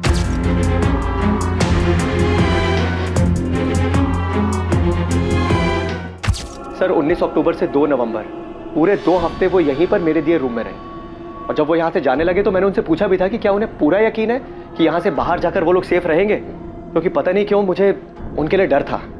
मेरी पापा से बात हुई है, वो जयेश से मिलना चाहते हैं, उन्हें हमारी शादी से कोई प्रॉब्लम नहीं है। भैया, हम यही तो चाहते थे कि सोनल के घर वाले हमें एक्सेप्ट कर ले। सोनल के पापा का इतनी जल्दी तुम्हारे रिश्ते को एक्सेप्ट करना बहुत अजीब लग रहा है मुझे। भैया, वो मेरे पापा हैं। बिल्कुल सोनल, वो तुम्हारे पापा हैं, इसीलिए कह रहा हूँ। मैंने बहुत से केसेस में देखा है कि देखो, मैं नहीं चाहता तुम दोनों के साथ कुछ भी ऊंच नीच हो। भैया, मैं आपका डर समझ सकता हूँ, लेकिन आप चिंता मत करो, ऐसा कुछ भी नहीं होगा। आप हमें जाने दो, और आपने हमारे लिए जो कुछ भी किया है हम वो कभी नहीं भूल पाएंगे। हाँ भैया, और अब तो पापा और भैया दोनों मान गए हैं, वो जयेश का एक्सेप्ट करने के लिए तैयार है, तो हमें जाना चाहिए। मुझे डर था कि वो लोग गलती कर रहे हैं, फिर भी मैं उन्हें रोक नहीं पाया, और मेरा डर सच साबित हुआ। ये सोनल और जयेश का मैरिज सर्टिफिकेट है। मैं इसे सोनल के घर पे भेजने ही वाला था, लेकिन उससे पहले ही आपके आदमी ने आके मुझे बताया कि उन दोनों का मर्डर हो गया। ऑफिसर, मुझे सोनल और जयेश के लिए बहुत बुरा लग रहा है कि मैंने उन दोनों को यहाँ से क्यों जाने दिया। सोनल और जयेश आपके पास कैसे आए थे? जयेश ने मुझे फोन किया था राजकोट से, शायद भागने से 1 हफ्ता पहले। अगर जयेश ने आपको फोन किया था तो जयेश के कॉल रिकॉर्ड में हमें आपका नंबर क्यों नहीं दिखा? सर, जयेश ने बहुत जबरदस्त प्लानिंग की हुई थी, और मुझे पूरा यकीन है कि उसने मुझे मोबाइल से नहीं बल्कि पीसीओ से फोन किया हो। हमें कुछ दिनों के लिए छुपकर रहने के लिए एक जगह चाहिए थी, क्या आप हमारे लिए कुछ कर सकते हैं? जयेश, कहाँ से बात कर रहे हो? जी सर, मैं राजकोट से बोल रहा हूँ। मैं और सोनल एक दूसरे से बहुत प्यार करते हैं और हम शादी करना चाहते हैं, लेकिन हमारी फैमिलीज हमारे अगेंस्ट है। क्या आप हमारी मदद कर सकते हैं सर? हाँ जयेश, मैं मदद कर सकता हूँ तुम्हारी, लेकिन उससे पहले तुम्हें मुझे अपनी उम्र बतानी होगी। सर, हम दोनों बालिग हैं, मैं 21 साल का और सोनल 20 साल की है। जयेश, सिर्फ बोलने से नहीं चलेगा, तुम्हें मुझे अपना एज प्रूफ देना होगा। तो तुम दोनों में से किसकी फैमिली अगेंस्ट है? मेरी। हम पहले सूरत गए, फिर वहां से सोनल ने अपने पापा को फोन किया। मैंने उनसे कहा कि मैं दिल्ली में हूँ। और जयेश, तुम्हारी फैमिली? सर, मेरी फैमिली को ऐसी कोई प्रॉब्लम नहीं है, वो लोग अगेंस्ट सिर्फ इसलिए क्योंकि सोनल की फैमिली ने मुझे रिजेक्ट कर दिया।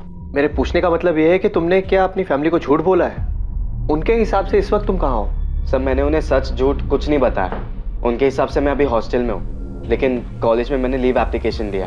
ठीक है, मैंने कल 11 बजे का टाइम ले लिया है रजिस्ट्रार ऑफिस में, कल तुम दोनों की शादी हो जाएगी। सर, मैं पूरे यकीन से कह सकता हूँ कि उन दोनों को सोनल की फैमिली नहीं मारा है, क्योंकि मैंने ऐसे बहुत से केसेस में देखा है कि घर वाले लड़का लड़की को झूठ बोल के घर बुलाते हैं और उसके बाद उन्हें मार देते हैं। पर सोनल की अपनी फैमिली से बात कैसे हुई? क्योंकि सोनल के माँ बाप भाई बहन यहाँ तक कि उनके लैंडलाइन पर अहमदाबाद से ना कोई फोन आया ना गया। उन दोनों के पास कोई फोन था? जी नहीं, मेरी जानकारी में तो नहीं। दरअसल सर, सोनल और जयेश इन दोनों ने बहुत जबरदस्त प्लानिंग की हुई। मतलब पहले घर से भागना, फिर सूरत जाना और घर पे फोन करके बोलना कि वो लोग दिल्ली में हैं, और उसके बाद मेरे पास आना। मतलब मैंने इन दोनों के जैसे और भी कई कपल्स देखे जो घर से भागते हैं, लेकिन जैसी प्लानिंग सोनल और जयेश ने की थी उसे देखकर मैं भी हैरान था। और शेखर भाटिया, सवाल यह है कि सोनल की अपनी फैमिली से बात कब और कैसे हुई? आपने बताया कि सोनल की फैमिली जयेश को एक्सेप्ट करने के लिए तैयार हो गई थी और वो दोनों राजकोट अपने घर वापस जा रहे थे। पता नहीं सर, जो उन दोनों ने मुझे बताया वो मैंने आप दोनों को बता दिया। शेखर भाटिया, आपको हमें अमित और भावना की डिटेल्स देनी ही होंगी।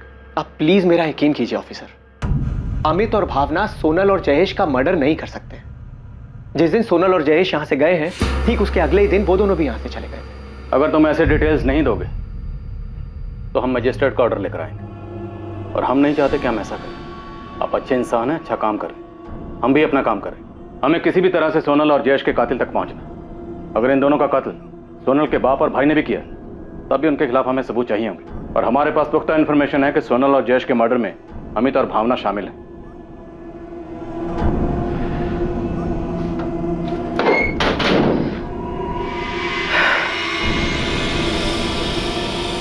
ये लीजिए, इसमें उन दोनों का भावनगर का एड्रेस है जहां उनकी फैमिलीज रहती है। लेकिन मेरी आप लोगों से रिक्वेस्ट है कि प्लीज इन दोनों के बारे में इनकी फैमिलीज को नहीं पता चलना चाहिए, पर इनके साथ भी वही होगा जो सोनल और जयेश के साथ हुआ। सर, राजकोट में बैठे जयेश को शेखर भाटिया के बारे में कैसे पता चला कि उनकी मदद कर सकता है? इस शेखर भाटिया की ना कोई वेबसाइट है, ना ऑफिस है, ना कोई प्रचार है। फिर कोई तो था जो उनकी मदद कर रहा था। इतनी प्लानिंग कि सूरत जाएंगे और दिल्ली बताएंगे, मोबाइल फोन यूज नहीं करेंगे, और फिर शेखर को कांटेक्ट करना। रुपेश, हम कुछ तो मिस कर रहे हैं। सोनल और जयेश के लिए हम जिम्मेदार हैं। हमसे ही सोनल के पापा और भाई को पता चला कि फोन दिल्ली से नहीं सूरत से आया था। नहीं सर, आप फिजूल में अपने आप को जिम्मेदार ठहरा रहे हैं। मुझे लगता है ये सारा प्लान पहले ही बन चुका था। उनके घर से भागने के बाद ही उनका मर्डर, सब कुछ। सर, मुझे ये समझ में नहीं आ रहा है, सोनल ने अहमदाबाद से अपने पापा के साथ कब और कैसे बात की? शरद राज ये सामने से कबूल करने आया था। कहीं इंफॉर्मेशन के नाम पर इसने हमें घुमा तो नहीं दी? मैं आपको घुमाऊंगा? तुम्हारी बहन जैसी सोनल को तूने 10 लाख लेके जाने दी, पर ये नहीं पूछा कि कहाँ जा रही है। मैंने नहीं पूछा सर, क्योंकि मैं ऐसी बात जानना ही नहीं चाहता था जो मुझे मजबूरी में किसी को बतानी पड़े, जिसकी वजह से सोनल मुसीबत में आ पड़े। जयेश परमार अहमदाबाद के शेखर भाटिया को कैसे जानता था? मैं किसी शेखर भाटिया को नहीं जानता। शेखर भाटिया ये कौन है? तुम्हारे जैसे घर से भागने वालों की मदद करते हैं। शादी, मैरिज सर्टिफिकेट से लेकर चुप कर रहने की जगह तक का इंतजाम कर देगा। फोन कर लेना इसे। नहीं मैम, मैं किसी शेखर भाटिया को नहीं जानती हूँ। मैम, मुझे भी नहीं पता कि ये कौन है। राजकोट में कोई है जिसने सोनल और जयेश की मदद की हो, जिसने उनका अहमदाबाद में शेखर भाटिया से कांटेक्ट करवाया हो? मैम, वो एक्चुअली सोनल अपनी भाभी प्रिया से बहुत क्लोज थी और वो उनसे सब शेयर करती थी। माँ, चाय। और मैम, हो सकता है कि प्रिया भाभी ने उसकी हेल्प की हो। हाँ मैम, पॉसिबल है कि मुझसे पता लगाने के बाद कि सोनल अहमदाबाद में है, योगेश भैया ने प्रिया भाभी से भी पूछा हो। सोनल कहाँ है प्रिया? मुझे नहीं पता, उसने मुझे कुछ बताया भी नहीं था, और मुझे नहीं पता था वो इस तरह से घर छोड़ के भागने वाली है। अगर तुमने उसकी मदद की है तो इसमें कुछ गलत नहीं है, बस हमें अब उसे घर वापस ले आना चाहिए। तुम देख ही रही हो, मैं और पापा जयेश को एक्सेप्ट करने के लिए रेडी हैं। बोलो प्रिया, कहाँ है Sonal?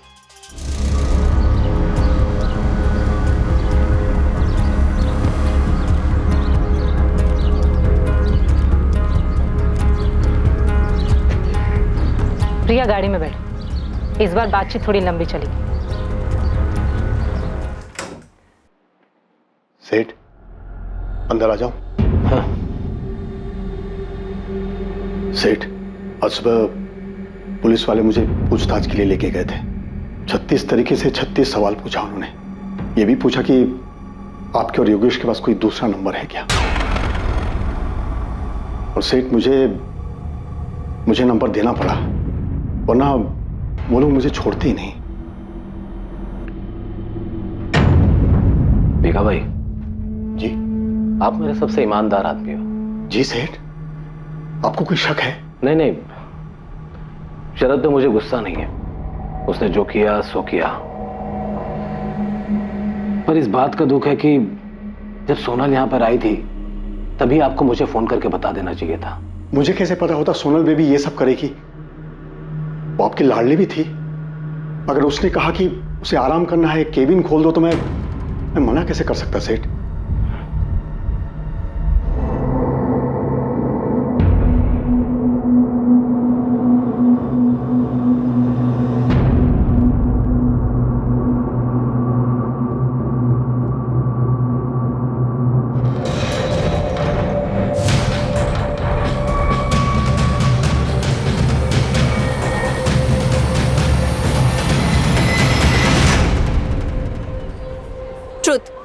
Truth, dare.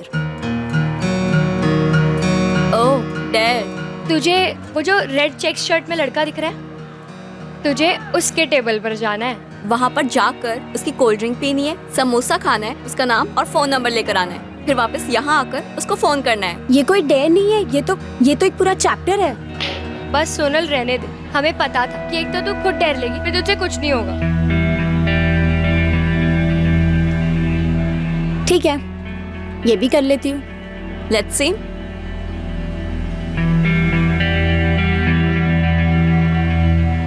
Hi, I am Sonal. अरे मैंने अपना नाम बताया, तुम भी बताओ। क्यों? क्योंकि मैं पूछ रही हूँ।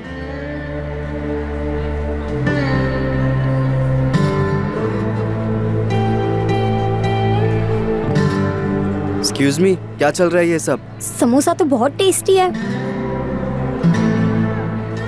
तुम जो ये अपना समझ के खा रही हो ना, इसके मैंने पैसे भरे, फ्री का नहीं है ये। एक काम करो, काउंटर पे जाओ, एक और कोल्ड ड्रिंक और समोसा ऑर्डर करो और सोनल का नाम ले लेना, तुमसे पैसे नहीं पूछेंगे। थैंक यू, बट नहीं चाहिए। तुम ये भी खा लो और ये भी पी लो। अरे अब हेलो, अब तक तो बेसिक इंट्रो भी नहीं हुआ, अपना नाम तो बताओ। क्यों बताऊं मैं तुम्हें अपना नाम? कौन हो तुम? अभी तो अंदर बताया, मेरा नाम सोनल है। अच्छा, एक्चुअली ना मुझे ना डेयर मिली थी, प्लीज अपना नाम और नंबर दे दो, वरना मेरी दोस्त ना मेरा जीना मुश्किल कर देंगे। मैं ना ही तुमको अपना नाम बता रहा हूँ और ना ही मैं तुमको अपना नंबर दूंगा। अरे प्लीज टेंशन मत लो, मैं तुम्हें क्रेडिट कार्ड बेचने के लिए फोन नहीं करूंगी, दे दो ना नंबर। समोसा और कोल्ड ड्रिंक तो तुमने देख लिया, नाम जयेश परमार और ये है उसका फोन नंबर।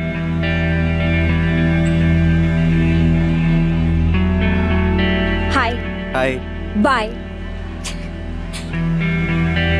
कितना इंसल्ट। Hello hi hello.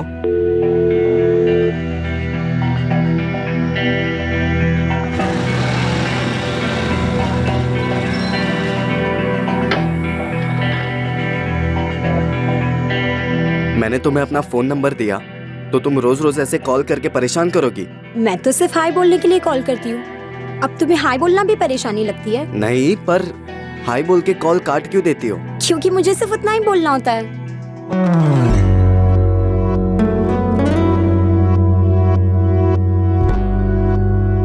ओह, तो तुम्हें भी कुछ बोलना होता है? वैसे अगर बोलना हो तो तुम मुझे वापस फोन कर सकते हो, मेरा नंबर तो है ही तुम्हारे पास। एक रिश्ता जो मजाक से शुरू हुआ था बहुत जल्द प्यार की शक्ल ले चुका था। ऐसा प्यार जो ऊंच नीच या पैसा नहीं देखता था। उन दोनों ने ये फैसला कर लिया था कि चाहे कुछ भी हो जाए वो दोनों एक दूसरे से अलग नहीं होंगे। मैंने सोनल और जयेश की भागने में बिल्कुल मदद नहीं की थी, और अब लगता है कि काश कर दी होती। रिया, तुम अब भी उनकी मदद कर सकती है, ये बताकर कि तुम्हारे पति योगेश और तुम्हारे ससुर देवांग पटेल ने उन दोनों को कैसे मारा और उन दोनों तक कैसे पहुंचे हो। उन्होंने ऐसा कुछ भी नहीं किया मैम, उन्होंने नहीं मारा है। रिया, जुर्म छुपाना भी एक बहुत बड़ा जुर्म है। तुम मर्डरर को पता है मैम, लेकिन उन्होंने नहीं मारा है। तो फिर किसने किया है? किसके पास मोटिव था जयेश और सोनल को मारने का? जयेश के माँ बाप के पास, जिन्हें यह भी नहीं पता था कि उनका बेटा हॉस्टल में है या नहीं। प्रिया, मैं आखिरी बार पूछ रही हूँ, क्या सोनल उन्हें मिली? कैसे पहुंचे वो उस तक? नहीं मिली, ढूंढने पर भी नहीं मिली, और उन्होंने नहीं मारा है सोनल को। सर, योगेश और देवांग पटेल के बाकी के 2 नंबर्स भी हमने स्कैन किया, लेकिन कुछ मिला नहीं। किसी हिस्ट्री शीटर का नंबर नहीं, कोई सस्पिशियस एक्टिविटी नहीं। अहमदाबाद में किसी को कॉल किया? नहीं सर। ऐसा कैसे हो सकता रुपेश? कहीं हम गलत ट्रैक पर तो नहीं? ऐसा तो नहीं कि ये केस ऑनर किलिंग का है ही नहीं। सर, पारुल ने प्रिया से अलग अलग तरीके से सवाल किया, उसे डराई, धमकाई, इमोशनल करके भी सवाल पूछा। अब तक तो प्रिया को टूट जाना चाहिए था, लेकिन ऐसा कुछ हुआ नहीं। सर, अब भी ये सवाल बना हुआ है कि सोनल ने अहमदाबाद से कब और कैसे देवांग पटेल से बात की, जब देवांग पटेल ने उन्हें कहा कि वो उन्हें माफ कर चुके हैं और जयेश को भी अपनाना चाहते हैं। अब आप सलीके से पूछ रहे तो बता देता हूँ। सोनल से मेरी आखिरी बार तब बात हुई थी जब उसने मुझे सूरत से फोन किया था। उसके बाद मेरी कोई बात ही नहीं हुई। हाँ, छोटी बहन थी मेरी, ढूंढ रहे थे उसे हम दोनों, जानना चाहते थे कहाँ है, कैसी है। उसे ऐसे घर छोड़ के नहीं भागना चाहिए था। बाप हूं मैं उसका, जल्लाद नहीं। प्यार करता था मैं उससे।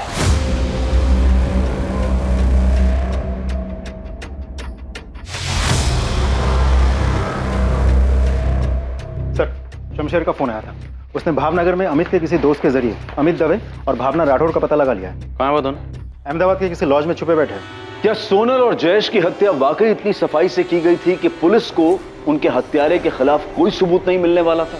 क्या अमित और भावना इस हत्याकांड की सच्चाई को रोशनी में लाने वाले थे? क्या उन दोनों ने ही सोनल और जयेश के कत्ल की साजिश रची थी? सर, हम दोनों बालिग हैं और हमने अपनी मर्जी से शादी की है। सर, आप अगर हमें हमारे घर वालों के पास भेज देंगे तो वो हमें पक्का मार देंगे। तो खुद को बचाने के लिए तुम लोगों ने सोनल और जयेश को मारा, ताकि जब जली हुई लाशें मिले तो सबको यही लगे कि तुम लोग मर गए और उसके बाद तुम लोग आजाद हो जाओ। यही प्लान बनाया था ना तुम दोनों ने? ये आपको किसने बताया? ये छोड़, आगे बोल। ये आपको राशि ने बताया? जिसने भी बताया हो, प्लान तो तुम्हारा ही था ना? सर, आप उस राशि की बातों में आ गए। हम ऐसा क्यों करेंगे? बेचारे सोनल और जयेश भी हमारी तरफ अपने पापा के डर से अपने घर से ही भागे हुए थे सर। और हम सब, यहाँ तक कि राशि और उसके हस्बैंड रौनक भी शेखर भैया के घर पे अहमदाबाद में छुपे हुए थे, और हम सब ने साथ में मिलकर बहुत अच्छा टाइम बिताया सर। हम क्यों मारेंगे सोनल और जयेश को? उनकी तो नई नई शादी हुई थी, हमारी तरह वो भी बहुत खुश थे और हम सब अच्छे दोस्त बन गए थे। और सर, मुझे मालूम है आपको ये राशि नहीं बताया, क्योंकि मैंने राशि को बताया था। तो खुद को बचाने के लिए किसी को भी मार दोगे? ऐसा मैं नहीं, अमित कह रहा था। अरे यार, मैं तो मजाक कर रहा था यार। देखो, हम सब की हालत क्या है, हम ऐसा क्या करें कि हमारे घर वाले हमारा पीछा करना छोड़ दें। तो बस मैं ऐसे ही फालतू की आइडियाज फेंक रहा था यार। और मैंने कहीं पे देखा हुआ था कि 2 लोगों की लाश मिलती है और लोग उन्हें किसी और की समझ लेते हैं। तो तुमने सोचा तुम किन्हीं 2 लोगों को मार दोगे और तुम्हारे घर वाले सोचेंगे कि तुम और भावना मर गए? अरे यार, वो तो मैंने ऐसे ही बोला था यार। क्या मैं सच में ऐसा करूंगा? सर, मैंने ऐसे ही बोला था उसको, लेकिन राशि ने कुछ ज्यादा ही सोच लिया था। इसलिए आप लोगों को उसने बोला कि हमने सोनल और जयेश को। सर, सोनल और जयेश के मर्डर के बाद तो हम खुद डर गए थे। जैसे ही हमने नेट पे पढ़ा उनके मर्डर के बारे में, हमने अगले ही दिन शेखर भैया का रूम छोड़ दिया। फोन है तुम दोनों के पास? हाँ सर, हमने अहमदाबाद से प्रीपेड सिम कार्ड खरीदे थे। दोनों अपना नंबर दो। शेखर भाटिया, जिसने तुम लोगों को छुपने की जगह दी थी, उसने हमें बताया कि सोनल की अपने पापा से बात हुई थी। सोनल के पेरेंट्स जयेश को एक्सेप्ट करने के लिए राजी थे, इसलिए सोनल और जयेश राजकोट वापस जा रहे थे। जिस दिन उन दोनों का मर्डर हुआ उस दिन तुम दोनों वहीं थे। तुम लोग क्या जानते इस बारे में? सर, जहाँ तक मुझे पता है सोनल की अपने पापा से कोई बात नहीं हुई थी। तुम्हें पता है कि सोनल कहाँ जा रही थी? सर, मैं और अमित तब शेखर भैया के रूम पे ही रह रहे थे जब सोनल और जयेश वहाँ से गए। सोनल बता रही थी कि वो गांधीनगर शिफ्ट हो रहे हैं। एरिया का तो अभी पता नहीं, लेकिन गांधीनगर में कहीं लेंगे घर। अच्छा, अपना खुद का? खुद का तो अभी नहीं देख रहे, अभी फिलहाल रेंट पे शायद बात चल रही है बस। गुड यार, all the best Sonal. Thanks यार, बस एक बार घर ले ले और सब कुछ सेट कर ले, फिर मैं तुम्हें फोन करती हूँ। आना तुम दोनों। बिल्कुल, पक्का आएंगे। सोनल और जयेश गांधीनगर में घर रेंट पे ले रहे थे? हाँ सर। कौन दिलवा रहा था? पता नहीं सर, सोनल और जयेश ज्यादा कुछ बताते नहीं थे। सर, कोई तो था जो उन्हें वहाँ घर दिलवा रहा था। क्या? गांधीनगर में घर रेंट पे? मतलब वो राजकोट जा ही नहीं रहे थे? जी शेखर जी, ये अमित और भावना से अभी अभी हमें पता चला है। इसका मतलब उन दोनों ने मुझसे भी झूठ बोला। पर क्यों? शेखर जी, क्या आप हमें बता सकते हैं कि वो कौन है जो उन्हें गांधीनगर में घर दिलवा रहा था? नहीं सर, इस बारे में तो मुझे कोई आइडिया नहीं है। बल्कि अगर मुझे पहले से पता होता तो मैं खुद वहां जाकर चेक करता कि वहां सब ठीक है कि नहीं। उन्हें इस तरह से अपनी जिंदगी खतरे में नहीं डालने देता सर। एक मिनट भावना, तुमने अभी कहा कि वो गांधीनगर में शिफ्ट करने के बाद तुम्हें कॉल करने वाली थी। बस एक बार घर ले ले और सब कुछ सेट कर ले, फिर मैं तुम्हें फ़ोन करती। हाँ, उसने कहा था वो कॉल करेगी। और अगले दिन 3 नवंबर को जब हम शेखर भैया का रूम छोड़ के जा रहे थे, मैंने उसे कॉल भी किया था, पर उसका फ़ोन स्विच ऑफ आ रहा था। और अगले दिन पता चला कि उन दोनों का मर्डर हो गया। सोनल का फोन स्विच ऑफ आ रहा था? सोनल के पास फोन था? सोनल और जयेश दोनों अपना फोन राजकोट में ही छोड़कर गए थे? नहीं सर, फोन था। वो दोनों एक ही फोन यूज कर रहे थे। सोनल और जयेश का अहमदाबाद का फोन नंबर पुलिस को एक बड़ी सफलता दिलाने वाला था।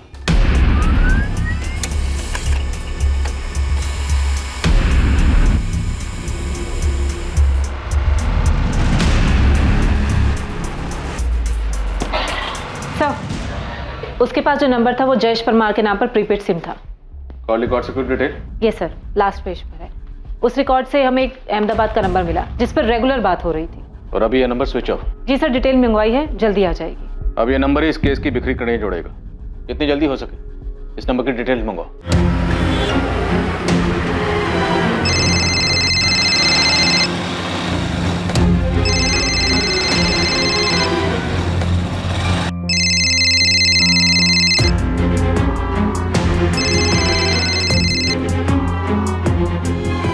भरत राणा, तेरी सब इंस्पेक्टर रुपेश से फोन पे बात हुई थी। उसके बाद तू मुझसे भी मिला था। हाँ, वो जयेश के बारे में ना। फिर तूने हमें ये क्यों नहीं बताया कि जयेश ने अहमदाबाद आने के बाद अपने और सोनल के लिए एक प्रीपेड नंबर लिया था और तेरे पास भी अहमदाबाद का दूसरा नंबर था जिससे तू हर रोज जयेश से बात करता था। तुझे क्या लगा हम यहाँ तक पहुंच नहीं पाएंगे? पर हम पहुंच गए। अब तू सोच कि तू कहाँ पहुंचेगा।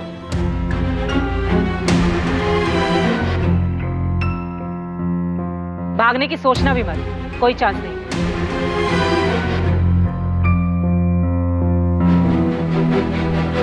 एक्टिविस्ट है ये, तुम्हारे जैसे घर से भागने वालों की मदद करते हैं। ये शादी मैरिज सर्टिफिकेट से लेकर छुप कर रहने की जगह तक का इंतजाम कर देगा। फोन कर लेना इसे। Thank you Bharat. अबे थैंक यू क्यों बोल रहा है? बचपन का दोस्त हूं मैं तेरा, तेरे काम नहीं आऊंगा। जब जयेश परमार के पिता ने सोनल के घर वालों से बात करने से मना कर दिया, जब सोनल के घर वालों ने जयेश से मिलने तक से मना कर दिया, तब सोनल और जयेश ने घर से भाग जाने का प्लान बनाया। और तब जयेश ने तय किया कि वो अपने बचपन के दोस्त भरत राणा से बात करेगा और सोनल के साथ भागने में भरत की मदद लेगा।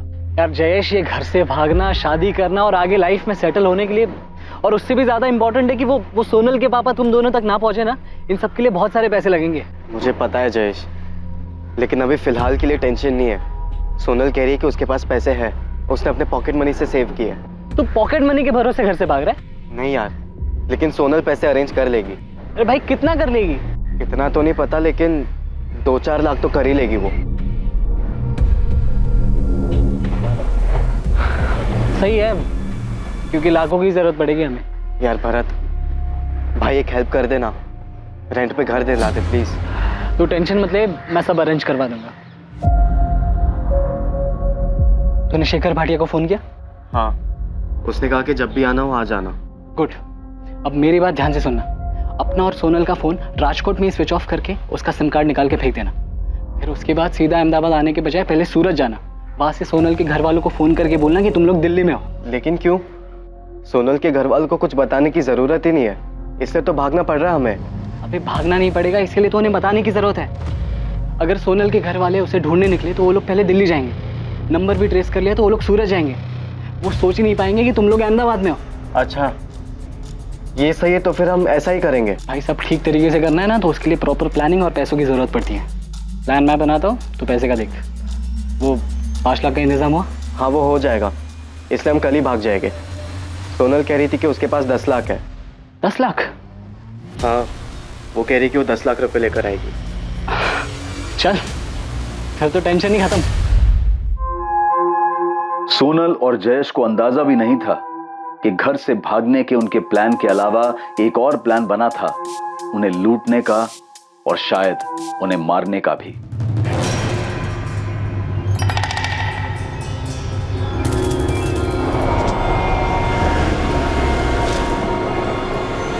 भरत, ये तो हमें कहाँ ले आया है? यहाँ पर मुझे कोई भी घर दिखाई नहीं दे रहा है। कैसे नहीं दिखाई दे रहा? कितना बड़ा घर है देख। यहाँ पे सिर्फ तुम दोनों ही रहोगे और कोई नहीं आएगा यहाँ।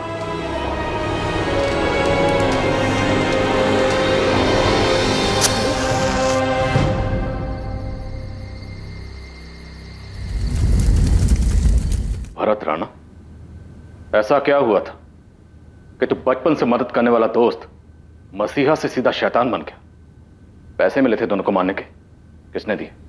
देवांग पटेल ने या योगेश ने? देवांग और योगेश ने लालच दिया था या फिर 10 लाख का लालच आ गया था जो सोना लेकर भागी थी? बोल क्यों मारा? किसके इशारे पर मारा? क्यों मारा दोनों को? सोनल और जयेश की हत्या की साजिश उनके घर छोड़कर भागने के प्लान के साथ ही रची गई थी। शेखर भाटिया भी इस साजिश का हिस्सा था, वो भी तब से जब जयेश अपने दोस्त भरत से मदद मांगने गया था। शेखर भाई, लड़की बहुत मालदार पार्टी है, राजकोट की बहुत बड़ी फैमिली से। तो उन दोनों को यहाँ लेके आना, हेल्प की फीस 5 लाख बोल दे, उन दोनों को भी मैं यही रख दूंगा, पैसा आधा आधा कर लेंगे। नहीं भाई, लड़की बहुत बड़े घर की है, छोटी जगह में रह नहीं पाएगी, इसलिए तो जयेश को अलग से घर चाहिए रेंट पे। यहाँ लेकर आऊंगा तो बेकार में दिक्कत हो जाएगी। नहीं, अरे मैं कह रहा हूँ तू लेके तो आ, घर से भाग के आ रहे हैं, छुप के रहना पड़ेगा। ऐसे में कहाँ सब उनकी मर्जी से मिलने वाला है। चिंता मत कर, तू लेके आ, देख लेंगे। ये तुम लोगों का बेड है और ये कबर्ड। भरत, तूने मुझसे उस जगह के 5 लाख लिए, वो जगह 5 लाख की है। अबे सिर्फ जगह के पैसे नहीं लिए, शादी करवाई, रजिस्ट्रेशन करवाया, रहने को जगह दी है, सेफ्टी है, खर्चा होता है भाई इन सब चीज़ों में। भरत देख, मुझे मत सिखा, मैं भी कॉमर्स स्टूडेंट हूँ, मुझे पता है कि कहाँ पर कितना पैसा खर्च हो सकता है। भरत भाई, हम ऐसे 10 लोगों के बीच में इतनी कम स्पेस में नहीं रह सकते। हम दोनों को अपना खुद का घर चाहिए। तो बड़े घर के लिए बड़ा पैसा लगता है, 5 लाख रुपए में यही मिल सकता है। लेकिन भरत, जब मैंने तुझसे बात की थी तब तूने मुझे कहा था कि इतने पैसों में आराम से एक घर मिल जाएगा रेंट पे, और थोड़ा और आगे जाएंगे तो 1 रूम किचन मिल जाएगा, वो भी खुद का। जयेश यार, मैंने तुझे शेखर भाई के साथ मेन सिटी में रखा है, अब ऊपर से तू बोल रहा है। सॉरी भरत, हम यहाँ पर नहीं रह पाएंगे। हाँ तो मेरी तरफ से भी सॉरी यार, क्योंकि 5 लाख रुपए में यही मिल सकता है। लेकिन तूने पहले तो कहा था कि हो जाएगा सब कुछ। हाँ तो मैं तो अब भी बोल रहा कि हो जाएगा, बस 5 लाख रुपए और चाहिए, सिंपल। भरत, तुझे पहले 5 लाख दिए, अब तुझे और 5 लाख चाहिए। खुद का घर मिलना इतना आसान नहीं है, एक तो तुम दोनों घर से भागे हो यार, सारे इंतजाम करने पड़ेंगे। सोनल अपने पिता के ऑफिस से 10 लाख चुरा कर लाने वाली है, ये जयेश ने भरत को पहले ही बता दिया था। इसलिए भरत के लिए दोस्त की मदद करने की बजाय ये एक झटके में बड़ी रकम कमाने का मौका बन गया था। अब क्या करना है? वो लोग तो जान खा रहे, बोल तो दिया कि गांधीनगर में घर दिखाऊंगा, लेकिन अब कहाँ लेके जाओ? अरे ले जा कहीं भी और छोड़ के वापस आ जा। कुछ तो करना पड़ेगा। तो राजकोट पुलिस का भी फोन आया था, सोनल का स्कूटर मिला है उन्हें, वो जयेश के माँ बाप का भी फोन आ रहा था। सुन, मेरा एक दोस्त है राजू, इन दोनों को उसके साथ गांधीनगर ले जा और वहां जाकर सल्टा दे। सल्टा दे मतलब मार डालू? हाँ, देखिए पैसे तो हमें मिल ही गए, बाकी के और 1-2 लाख जो होंगे वो भी हमारे हो जाएंगे। मार के जला देते हैं इन्हें, वैसे भी घर से भागे हुए हैं, किसी को कुछ पता नहीं चलेगा कि कहां गए। अरे ज्यादा सोच मत, मैं कह रहा हूं ना मार देते हैं, कहीं अगर पकड़े गए तो हमारे लिए लेने के देने हो जाएंगे। और तू बोल रहा था ना लड़की का बाप बड़ा आदमी है, छोड़ेगा नहीं हमें। आओ मिस्टर एक्टिविस्ट, अच्छी एक्टिविटी की तूने। बाहर से प्रोटेक्शन देने के नाम पर खुद ही लोगों की जान ले रहा था। इससे पहले ऐसे और कितने मजबूर लोगों को ठगा और मारा है तूने? किसी को नहीं सर, बस पहली बार हुआ ये, एक साथ इतने पैसे देखकर फिसल गया था मैं। 2 मासूम लोगों की जान ले ली, जान लेने के बाद उनको जला दिया और बोल रहा फिसल गया। रुपेश, दोनों की ऐसी कुटाई करना कि इनकी चीखें मेरे केबिन तक सुनाई दे। एक साला बचपन का दोस्त, सोशल एक्टिविस्ट, साला जान बचाने के नाम पर लोगों की जान लेता है। साथीदार कहाँ है? वो तीसरा साथीदार राजू कहाँ है?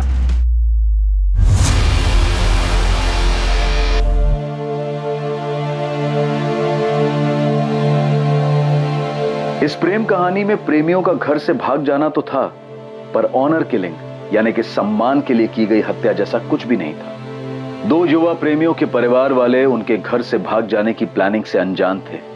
अनजान थे इस बात से कि एक दोस्त ने पैसों के लालच में उनके बच्चों को मारने का प्लान बनाया था।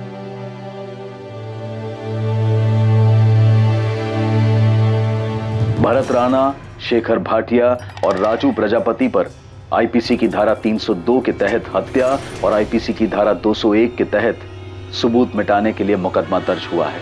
भरत ने सोनल और जयेश की बॉडी से वो हर चीज निकाल ली जिससे उनकी पहचान हो सके, लेकिन सोनल की उंगली में मिली उस जली हुई अंगूठी ने उन्हें पहचान दिलाई।